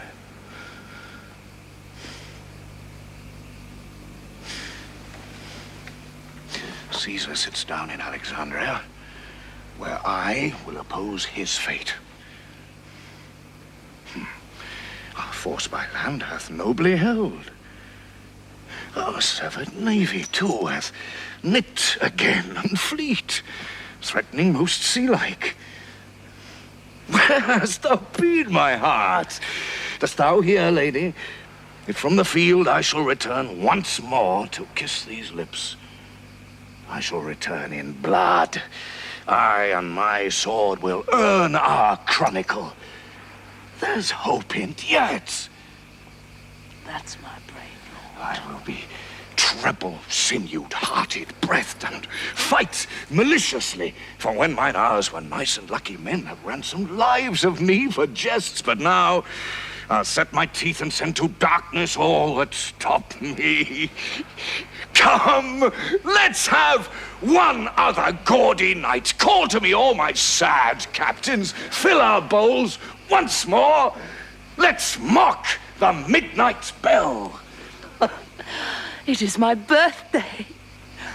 I had thought to have held it poor, but since my lord is Antony again, I will be Cleopatra. Yet do well.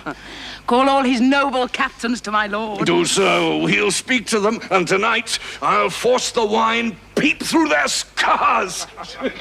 Come on, my queen. The sap ain't yet. The next time I do fight, I'll make death love me, for I will contend even with his pestilent scythe. Now will he outstare the lightning. To be furious is to be frighted out of fear, and in that mood the dove will peck the ostrich. And I see still a diminution in our captain's brain restores his heart. When valor preys on reason, it eats the sword it fights with. I will seek some way to leave him. He calls me boy and chides as he had power to beat me out of Egypt. My messenger he has whipped with rods. Dares me to personal combat, Caesar to Antony. Let the old ruffian know I have many other ways to die. Meantime, laugh at his challenge.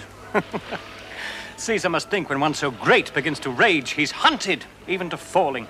Give him no breath, but now make boot of his distraction. Let our best heads know that tomorrow, the last of many battles we mean to fight. Within our files, there are those that served Mark Antony but late enough to fetch him in. See it done. And feast the army. We have store to do, and they have earned the waste.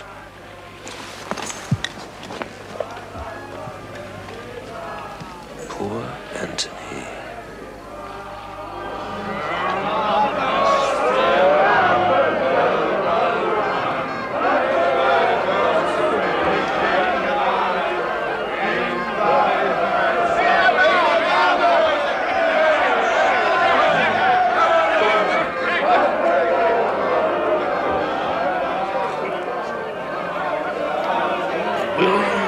Fight with me, Demetrius? No. Why should he not?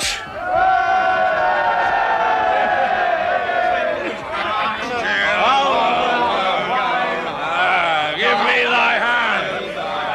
Thou hast been rightly honest, so hast thou, and thou, youth, served me well. Kings have been your fellows. Oh, my good fellows, wait on me tonight. Scant not my cups. Make as much of me as when mine empire was your fellow too, and suffered my command. Tell me tonight. Maybe it is the period of your duty. Haply you shall not see me more. Or if a mangled shadow. Perchance tomorrow you'll serve another master. What mean you, sir, to give them this discomfort? Look! They weep! And I, an ass, am onion-eyed. For shame! Transform us not to women! Which take me. If I meant it thus, I spoke to them for their comfort. I hope well of tomorrow, and will lead you where rather I'll expect victorious life than death and honor. Let's to supper.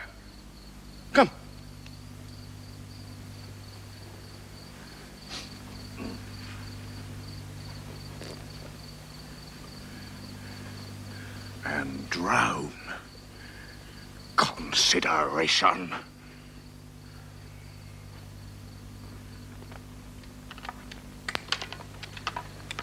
Brother, good night. Tomorrow is the day. It will determine one way. Fare you well. Night. Good night. Heard you have nothing strange about the streets. Nothing. What news? Belike 'tis but a rumor. Good night to you. Good night. Soldier, have careful watch. Good night. Good night. Peace. What noise? Music in the air. Under the earth. It signs well, does it not? No, peace, I say. What should this mean? 'Tis the god. Hercules. Whom Antony loved. Now leaves him.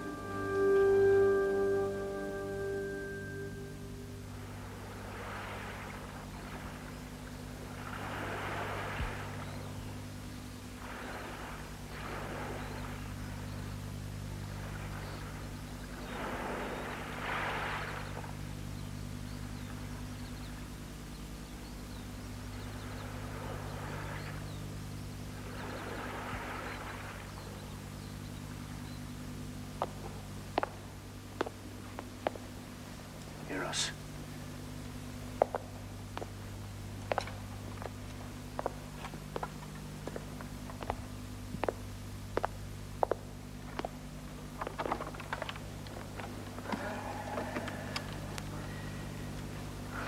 Mein armer Eros.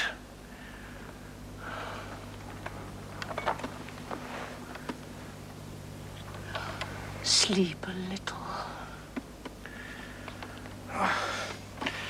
No, my chuck. Come, good fellow, put mine iron on. There, I'll help too. What's this for? Let be, let be. Thou art the armorer of my heart. No, false. False. This. Souffla, I'll help. Thus it must be. Well, well, we shall thrive now. Seest thou, my good fellow? Is not this buckled well? Rarely, rarely. He that unbuckles this till we do please to daft for our repose shall hear us snore. Thou fumblest, Eros, and my queen's esquire more tight at this than thou dispatch. Oh, love, that thou couldst see my wars today, and used the royal occupation, thou shouldst see a workman in't. The morn is fair. Good morrow, General. This morning, like the spirit of a youth which means to be of note, begins betimes. So, come, give me that. This way.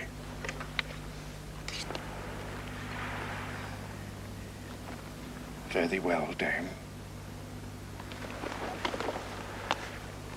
Whate'er becomes of me, this is a soldier's kiss.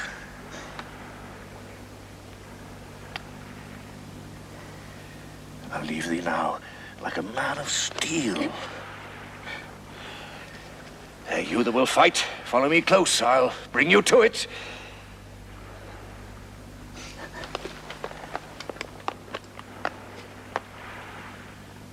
Adieu.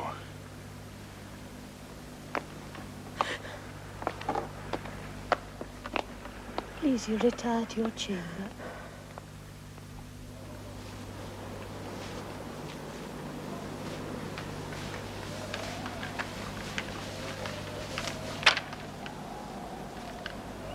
The gods make this a happy day to Antony. Would thou with those thy scars had once prevailed to make me fight at land? Hadst thou done so, the kings that have revolted and the soldier that has this morning left thee would have still followed thy heels. Who's gone? This morning.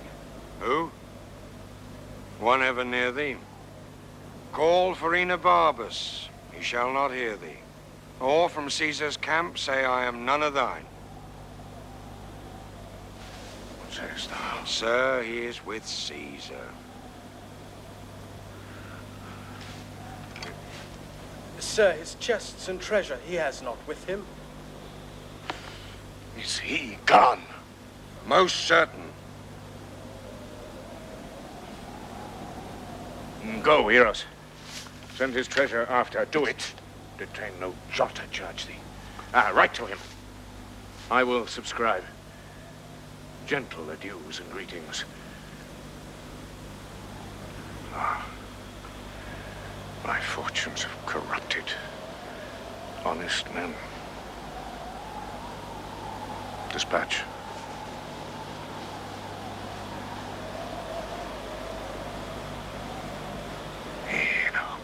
Enobarbus. Enobarbus.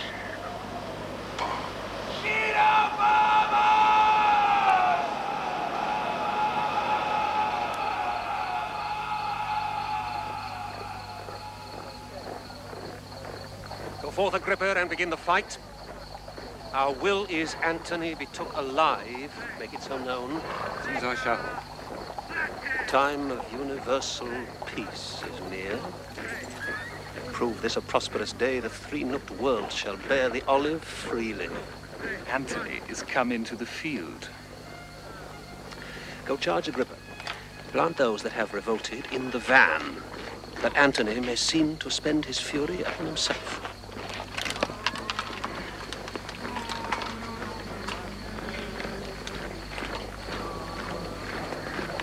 Alexas did revolt. He did persuade great Herod to incline himself to Caesar and leave his master Antony. For this pains, Caesar hath hanged him. Ventidius and the rest that fell away have entertainment, but no honorable trust. Have done ill, of which I do accuse myself so sorely, I will join no more. Enobarbus, Antony hath after thee sent all thy treasure, with his bounty overplus. The messenger came upon my guard, and at thy tent is now unloading of his mules. Ha ha! I give it thee. Mock not, Enobarbus. I speak true. Your emperor continues still a Jove.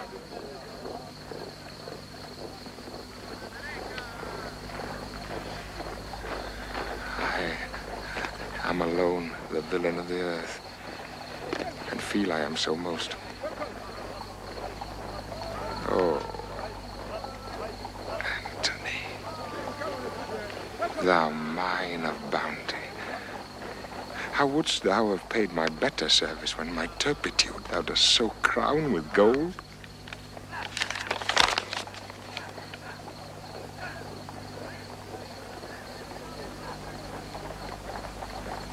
This blows my heart. I fight against thee? No. I will go seek some ditch wherein to die. The Faust best fits my latter part of life.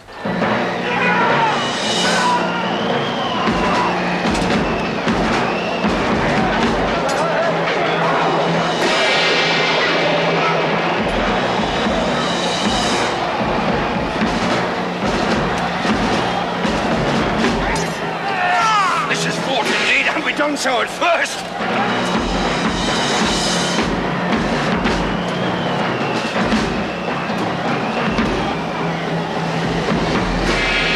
Retire! We have engaged ourselves too far!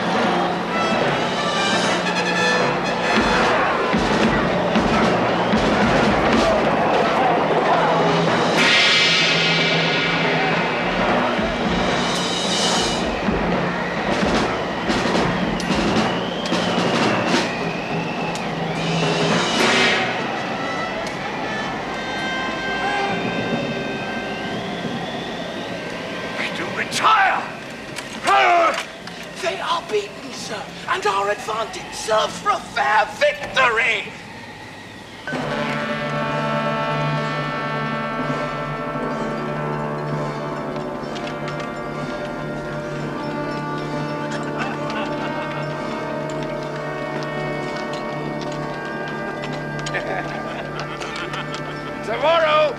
before the sun shall see us kneel, spill the blood that has today escaped.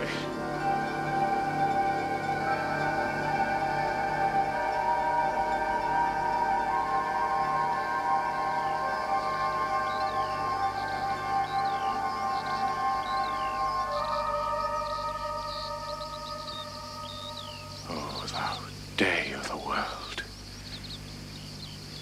chain mine armed neck. Leap thou, attire and all through proof of harness to my heart, and there ride on the pants triumphing. Lord of lords, oh, infinite virtue, comest thou smiling from the world's great snare uncaught? Mine nightingale.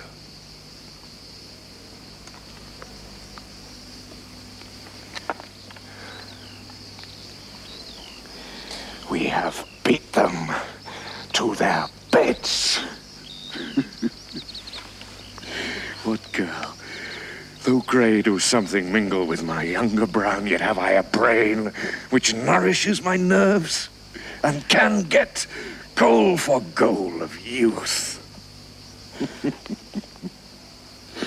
Give me thy hand.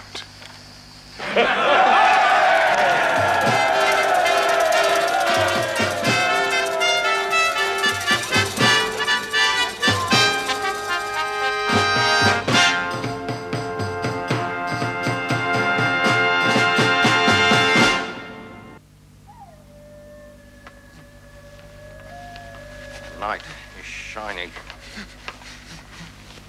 And they say we shall in battle before the second hour of the morn. This last day was a shrewd one to us. Bear me witness, knight. What man is this? Poor Enobarbus did before thy face. Repent. Enobarbus? Wait. Hark further. Oh, sovereign mistress of true melancholy. The poisonous damp of night disperse upon me. That life, a very rebel to my will, may hang no longer on me. Throw my heart against the flint and hardness of my fault, which, being dried with grief, will break to powder and finish all foul thoughts. Oh, Antony, forgive me in thine own particular. But let the world rank me in register a master leaver and a fugitive.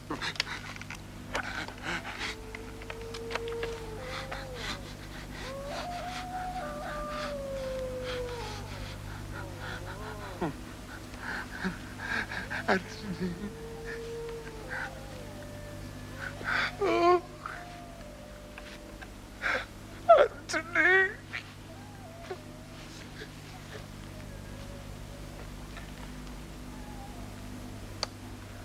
Speak to him. Awake, sir. Awake. Speak to us. Hear you, sir?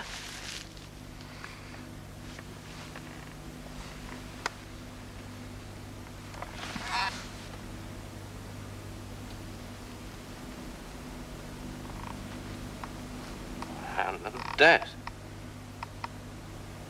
hath brought him.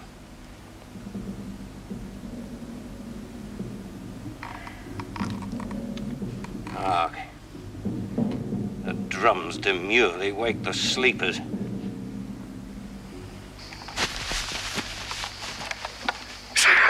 Their preparation is this day by sea.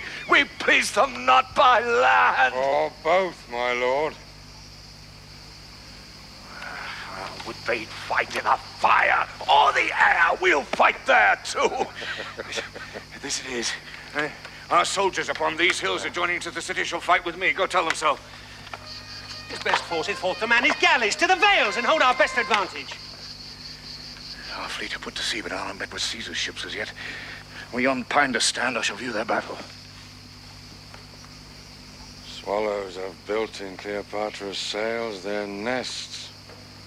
The auguries say they know not, they cannot tell, look grimly, and dare not speak their knowledge. Antony is valiant and dejected, and by starts his fretted fortunes give him hope and fear of what he has and has not. All is lost.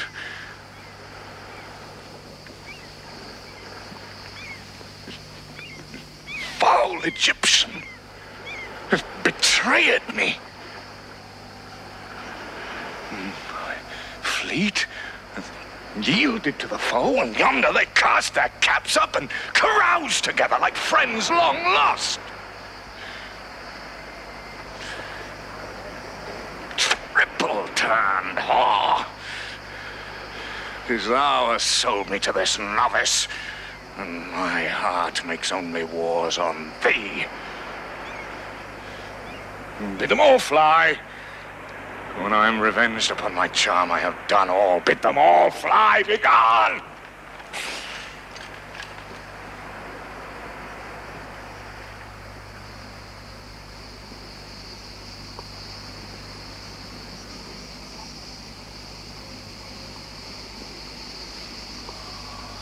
Son, thy uprise shall I see no more. Fortune and Antony part here. Even here do we shake hands. Oh, come to this. The hearts that spanieled me at heels, to whom I gave their wishes, do discandy, melt their sweets on blossoming Caesar. And this pine is barked that overtopped them all.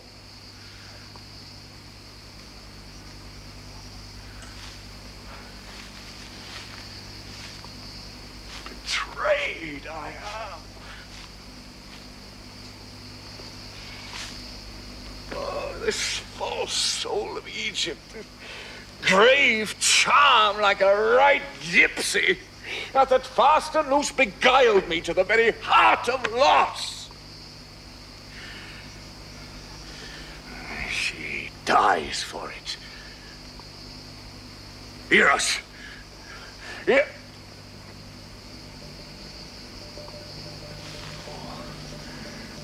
Thou spell, avaunt! Why is my lord enraged against his love? Vanish, or I shall give thee thy deserving, and blemish Caesar's triumph! Take thee, and hoist thee up to the shunting pavilion, and let patient Octavius plough thy visage up with her. Prepare, Ignace! She dies for it! Heroes!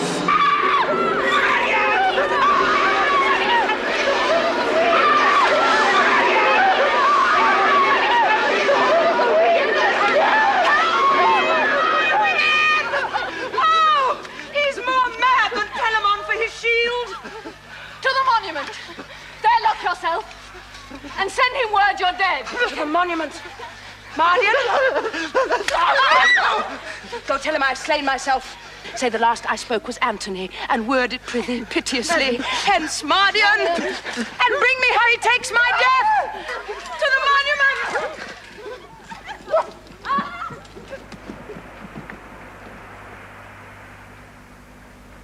I made these wars for Egypt and the Queen, whose heart I thought I had. For she had mine. Yet she, Eros, has packed cards with Caesar and false played my glory unto an enemy's triumph.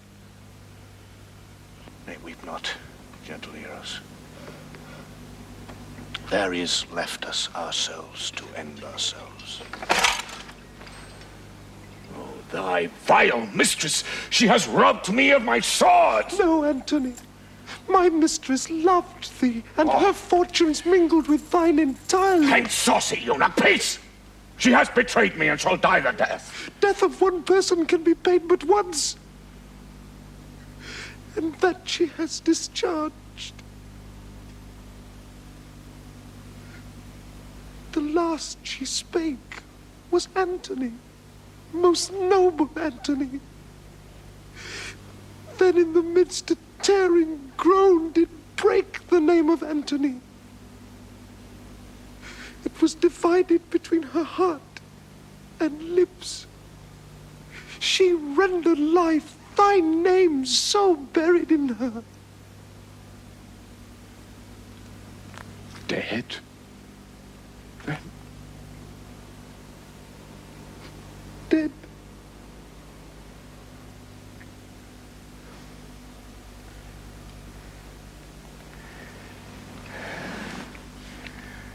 Unarmed, Eros.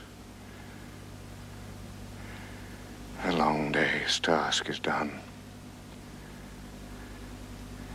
and we must sleep. That thou departst hence safe dost pay thy labor richly. Go! Off. Pluck off. The sevenfold shield of Ajax cannot keep the battery from my heart. Oh, cleave my sides. Heart, once be stronger than thy continent, crack thy frail case. Apace, Eros, apace.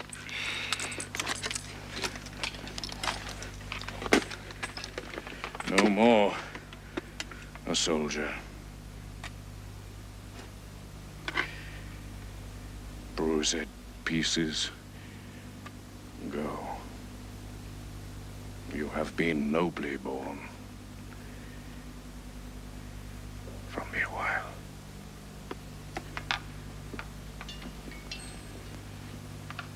I will o'ertake thee, Cleopatra, and weep for my pardon. As it must be. For now, all length is torture. Since the torch is out,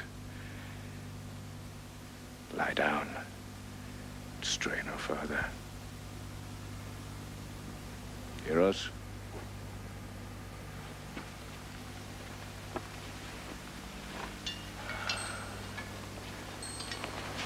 I come, my queen. Eros.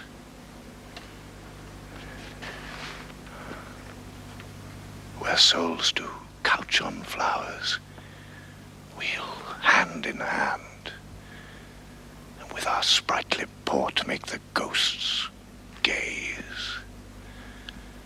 Dido and her Aeneas shall want troops, and all the haunt be ours. Eros, Eros. What would my noble lord? Thou art sworn, Eros, that when the exigent should come, which now is come indeed, when I should see behind me the inevitable prosecution of disgrace and horror, thou then on my command wouldst kill me. Do it.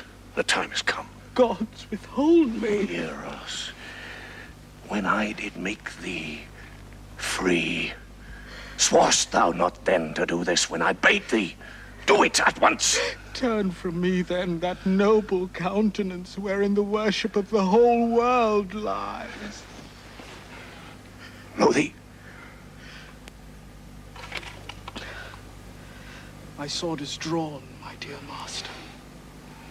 Shall I strike now?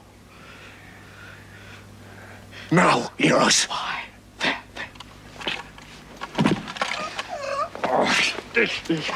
Thus do I escape the sorrow of Antony's death.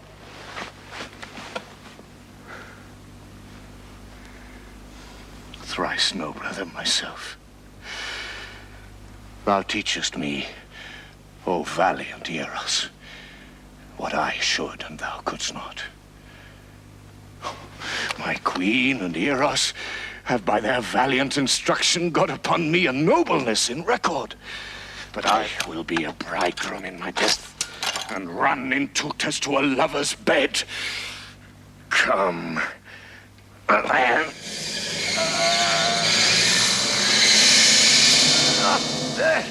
Not dead! The guard! Oh! Dispatch me! I've done my work ill, friend. I'll make an end of that which I begun. Death and fortune's bid thy followers fly. This sword but shown to Caesar with this tidings shall enter me with him. Star is fallen. Let him that loves me strike me dead. Where's Antony? There, damn it! Draw thy sword and give me sufficing strokes for death! Most absolute lord! My mistress Cleopatra sent me to thee. When did she send thee? Now, my lord. Oh. Where is she? Locked in her monument. For when she saw, which never shall be found, you did suspect she had disposed with Caesar, and that your rage would not be purged. She sent you word she was dead. Oh. But fearing since how it might work, have sent me to proclaim the truth. Now I'm come, I dread too late.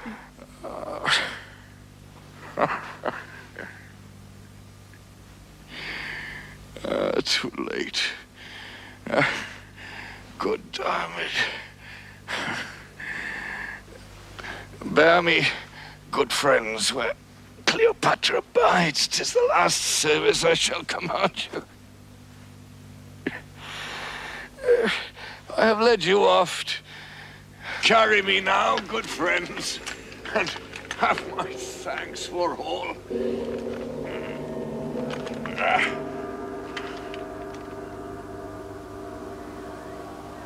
Oh, Charlotte,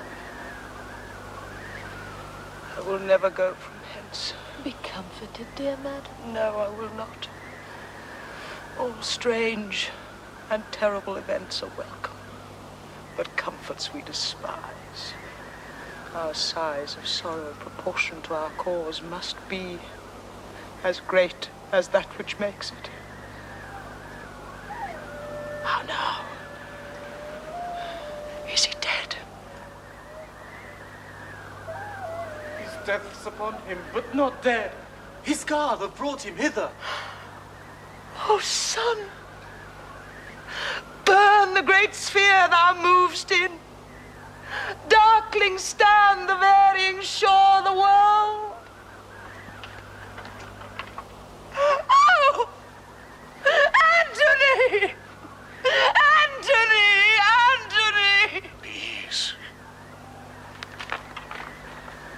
Antony! Antony! I'm dying in Egypt. Dying. Only I hear importune death a while, till of many thousand kisses, the poor last I lay upon thy lips. I dare not. Dear, dear, my lord, pardon. I dare not, lest I be taken.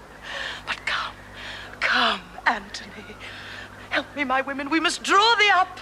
Assist, good friends. Oh, quick, or I am gone. Here's sport indeed. How heavy weighs my lord. Our strength is all gone into heaven as that makes the weight. Yet come a little.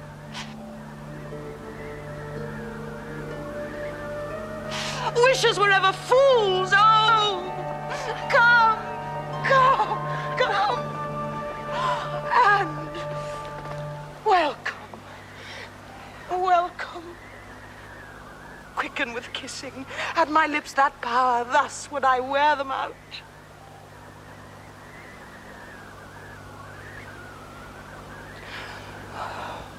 Give me some wine, and let me speak a little? No, let me speak. One word, sweet queen.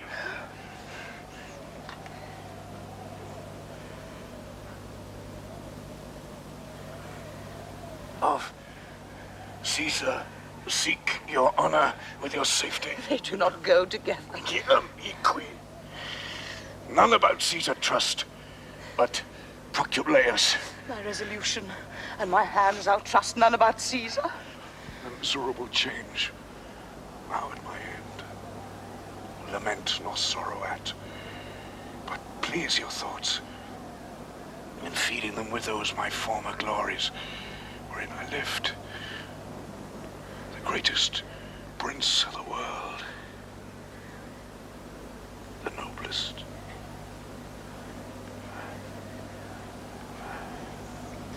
And do now not basely die, not cowardly put off my helmet to a countryman, a Roman, by a Roman, valiantly vanquished.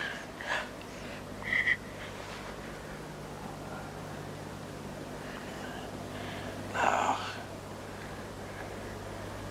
my spirit is going. I can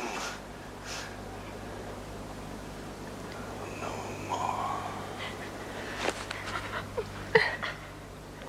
Noblest of men, would die. Hast thou no care of me?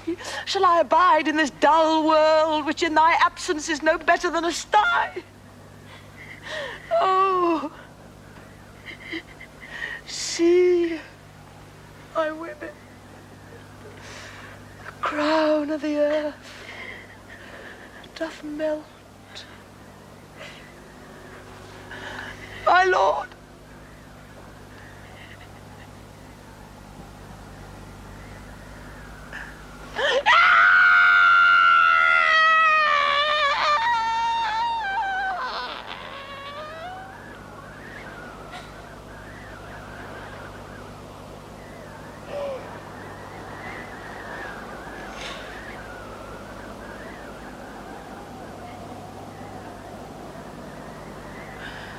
withered is the garland of the war.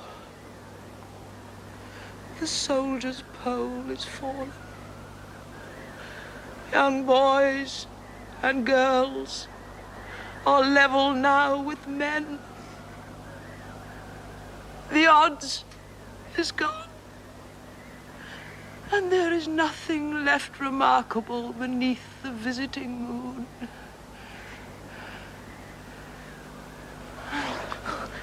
His lady. She's dead too. Our sovereign lady. Madam.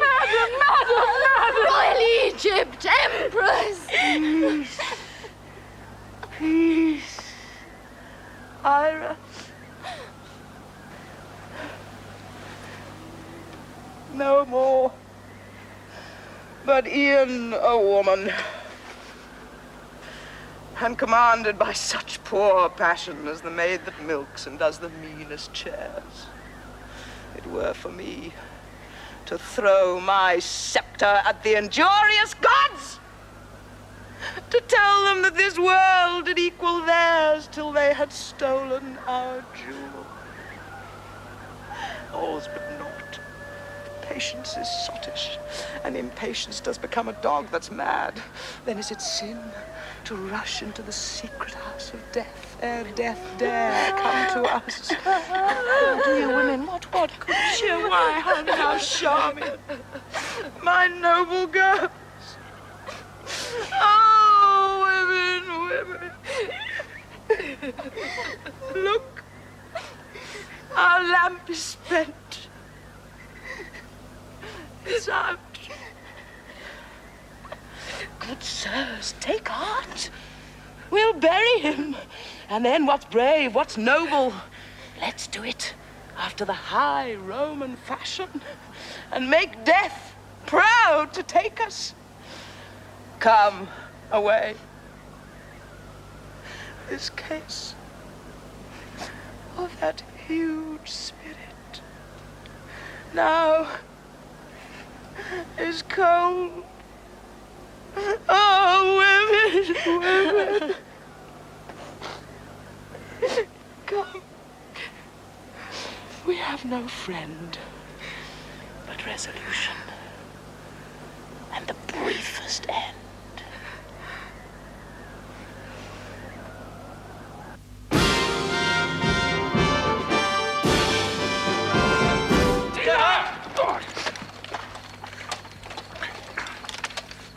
Wherefore is that? What art thou that darest appear thus to us? Antony is dead. This is his sword.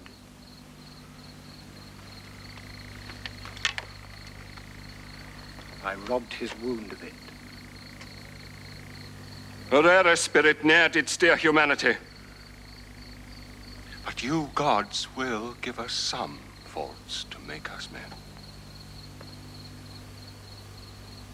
Caesar is touched. When such a spacious mirror's set before him, he needs must see himself. Oh, Antony, I have followed thee to this. But we do lance diseases in our bodies. I must perforce have shown to thee such a declining day, or look on thine. We could not stall together in the whole world. But yet, let me lament that thou, my brother, my competitor in top of all design, my mate in empire, friend and companion in the front of war, the arm of mine own body, and the heart where mine his thoughts did kindle, that our stars unreconcilable should divide our equalness to this.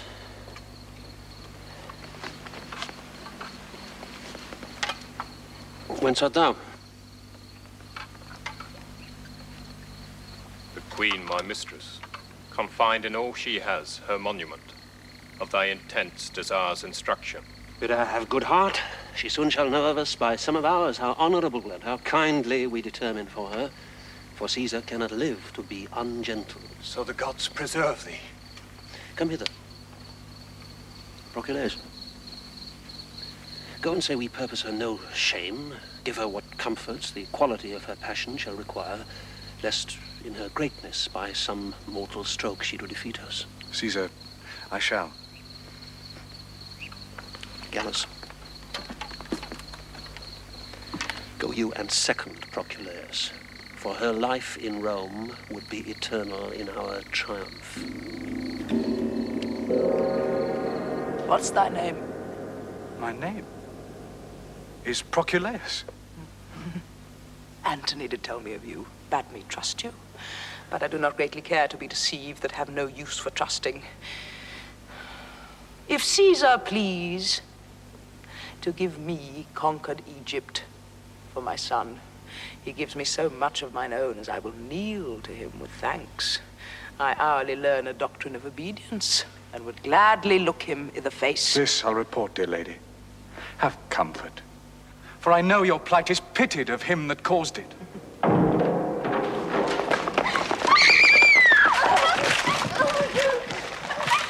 You see how easily she may be surprised. Oh, Cleopatra, thou art taken, Queen. Quick, good hand! Worthy lady, how? Do not abuse my master's bounty by the undoing of yourself. Guard her till Caesar come. Where art thou, Death? Come hither, come. And take a queen worth many babes and beggars. Oh, temperance. Lady. Sir, I will eat no meat. I'll not drink, sir. Shall they hoist me up and show me to the shouting varletry of censuring Rome? Rather, a ditch in Egypt be gentle grave unto me.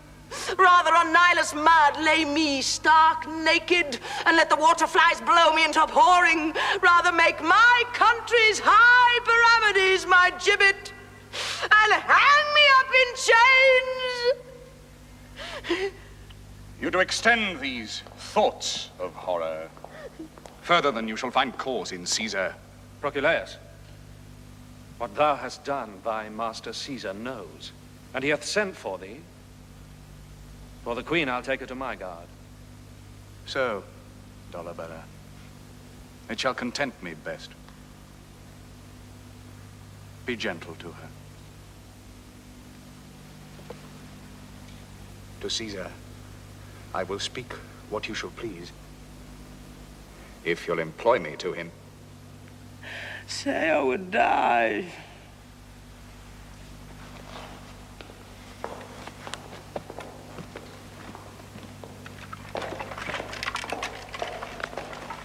Most noble Empress, you have heard of me. I cannot tell. Assuredly, you know me. No matter, sir, what I have heard or known. You laugh when boys or women tell their dreams. It's not your trick. I understand not, madam. I dreamed there was an emperor, Antony. Oh, such another sleep, that I might see but such another man. If it might please you. His face was as the heavens, and therein stuck a sun and moon, which kept their course and lighted the little the earth. Most sovereign His creature. legs bestrid the ocean, his reared arm crested the world. If it might please ye. Think you there was or might be such a man as this I dreamed of? Gentle madam, no. You lie, up to the hearing of the gods. Hear me, good madam. Your loss is as yourself, great. And you bear it as answering to the weight. And I do feel by the rebound of yours a grief that smites my very heart at root. I thank you, sir. Know you what Caesar means to do with me? I am loath to tell you what I would you knew. Nay, pray you, sir. Though he be honorable. Lead me then in triumph. Madam, he will. I know it. Make way there, Caesar!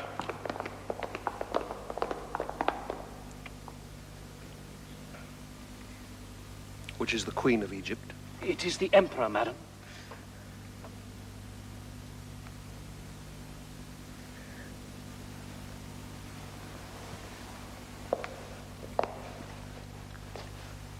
Arise. You shall not kneel. I pray you, rise. Rise.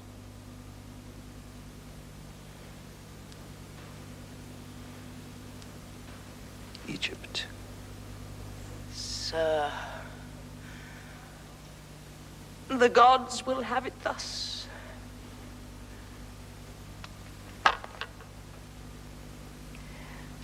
My master and my lord, I must obey.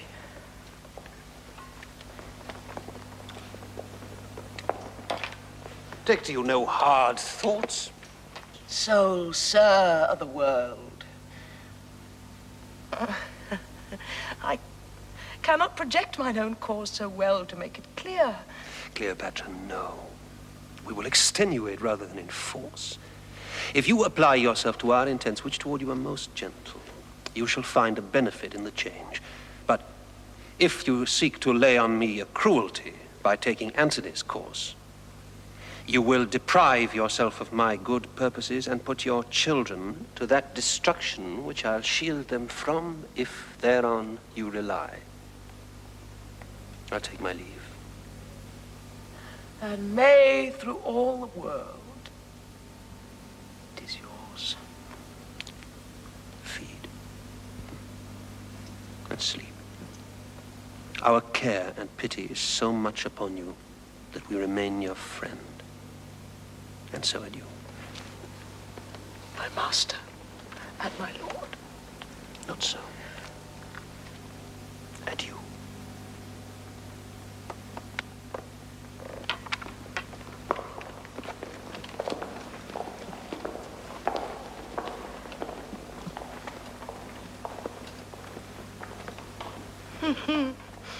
He words me, girls. He words me that I should not be noble to myself. But hark thee, Charmin. finish, good lady. The bright day is done, and we are for the dark. Go put it to the haste. Madam, I will. Dolabella. Madam, Caesar through Syria intends his journey, and within 3 days you, with your children, will he send before. Make your best use of this. Dolabella, I shall remain your debtor. Adieu, good madam. Now, Iris, what thinkst thou? Thou, an Egyptian puppet, shall be shown in Rome as well as I. Mechanic slaves with greasy aprons, rules, and hammers shall uplift us to the view. Gods forbid. It is most certain, Iris. Saucy lictors will catch at us like strumpets, and scald rhymers ballad us out of tune. The quick comedians extemporally will stage us and present our Alexandrian revels. Antony shall be brought drunken forth, and I shall see some squeaking Cleopatra buoy my greatness in the posture of a whore. Oh, the good God. Now, Charmian,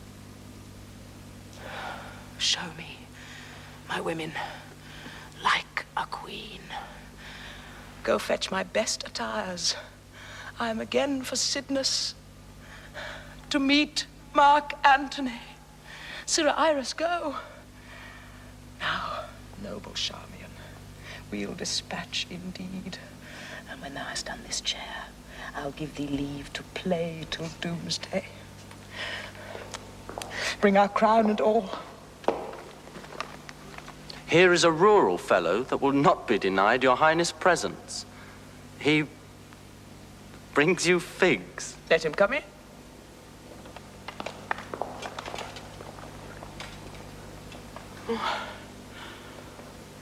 What poor an instrument may do a noble deed. He brings me liberty, my resolutions placed, and I have nothing of woman in me. Now from head to foot I am marble constant. Now the fleeting moon no planet is of mine.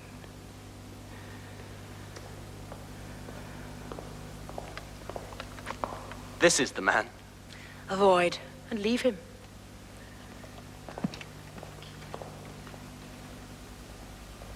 Hast thou the pretty worm of Nilus there, that kills and pains not? Truly I have him, but I wouldn't be the party that should desire you to touch him, for his biting's immortal. They that do die of it, does seldom or never recover. Rememberest thou any that have died on't? Oh, very many. Men and women, too. I heard of one of them no longer than yesterday. Very honest woman, but something given to lie, as a woman shouldn't do, but in the way of honesty. How she died of the biting of it. What pain she felt, truly. But he that'll believe all that they say will never be saved. But this is most valuable. The worm's an odd worm. Well, get thee hence. Farewell. I wish you all joy of the worm. Farewell. Give it nothing, I pray you. 'Tidn't worth the feeding. Will it eat me? Oh, you mustn't think me so simple that I know the devil himself will not eat a woman. I know a woman's a dish for the gods, if the devil dress her not.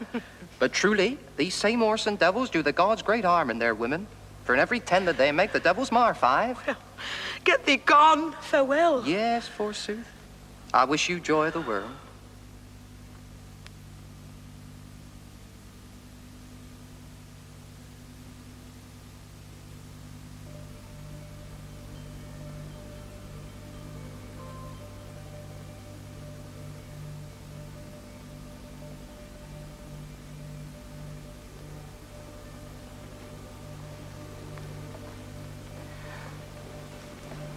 Give me my robe.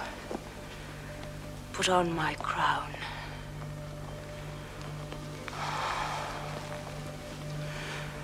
I have immortal longings in me. Now, no more. The juice of Egypt's grape shall moist this lip. Yeah, good Iris, quick. Methinks I hear Antony call. I see him rouse himself to praise my noble act. I hear him mock the luck of Caesar, which the gods give men to excuse their after-wrath. Husband, I come. Now to that name my courage prove my title. I am fire and air. My other elements I give to baser life. So, have you done?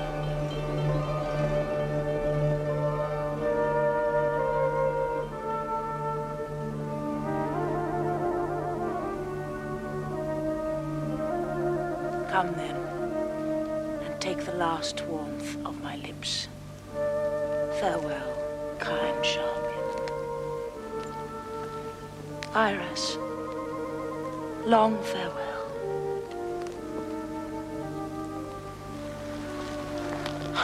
Have I the aspic in my lips? Dost fall? If thou and nature can so gently part, the stroke of death is as a lover's pinch, which hurts and is desired. Dost thou lie still? This proves me base. If she first meet the curled Antony, he'll make demand of her, and spend that kiss, which is my heaven to have.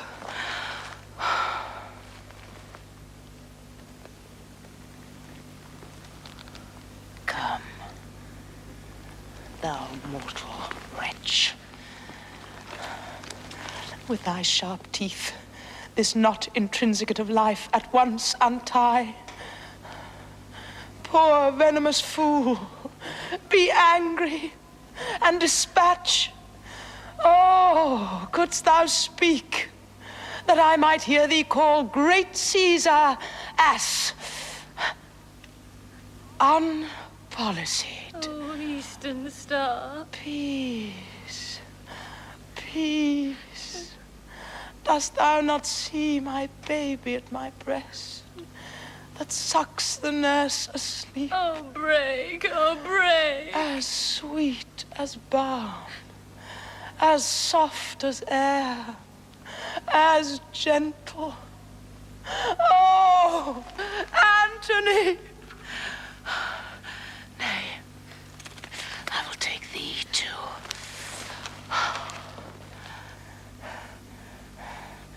What? Should I stay? In this vile world, so fare thee well. Now boast thee death. In thy possession lies, alas, unparalleled.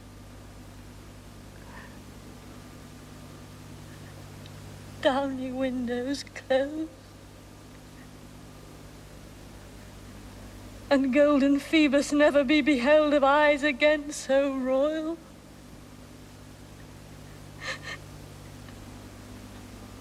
Your crown's awry, I'll mend it.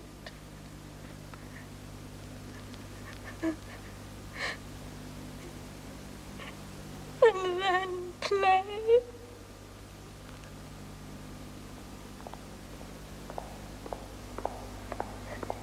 Where is the Queen? Speak softly, wake her not. Caesar hath sent. Too slow a messenger.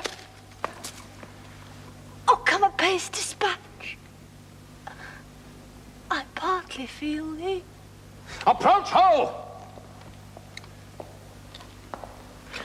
What work is here?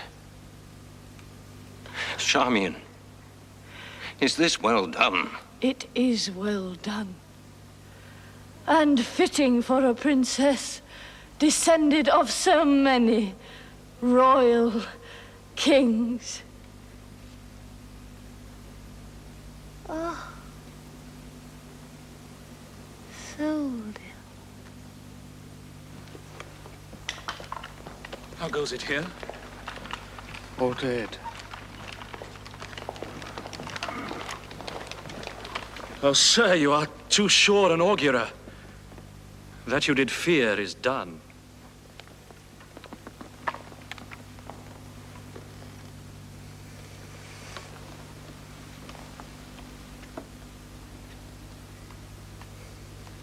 She looks like sleep. As she would catch another Antony in her strong toil of grace. Bravest at the last, she levelled at our purposes. And being royal, took her own way. She shall be buried by her Antony. No grave upon the earth shall clip in it a pair so famous. High events as these strike those that make them.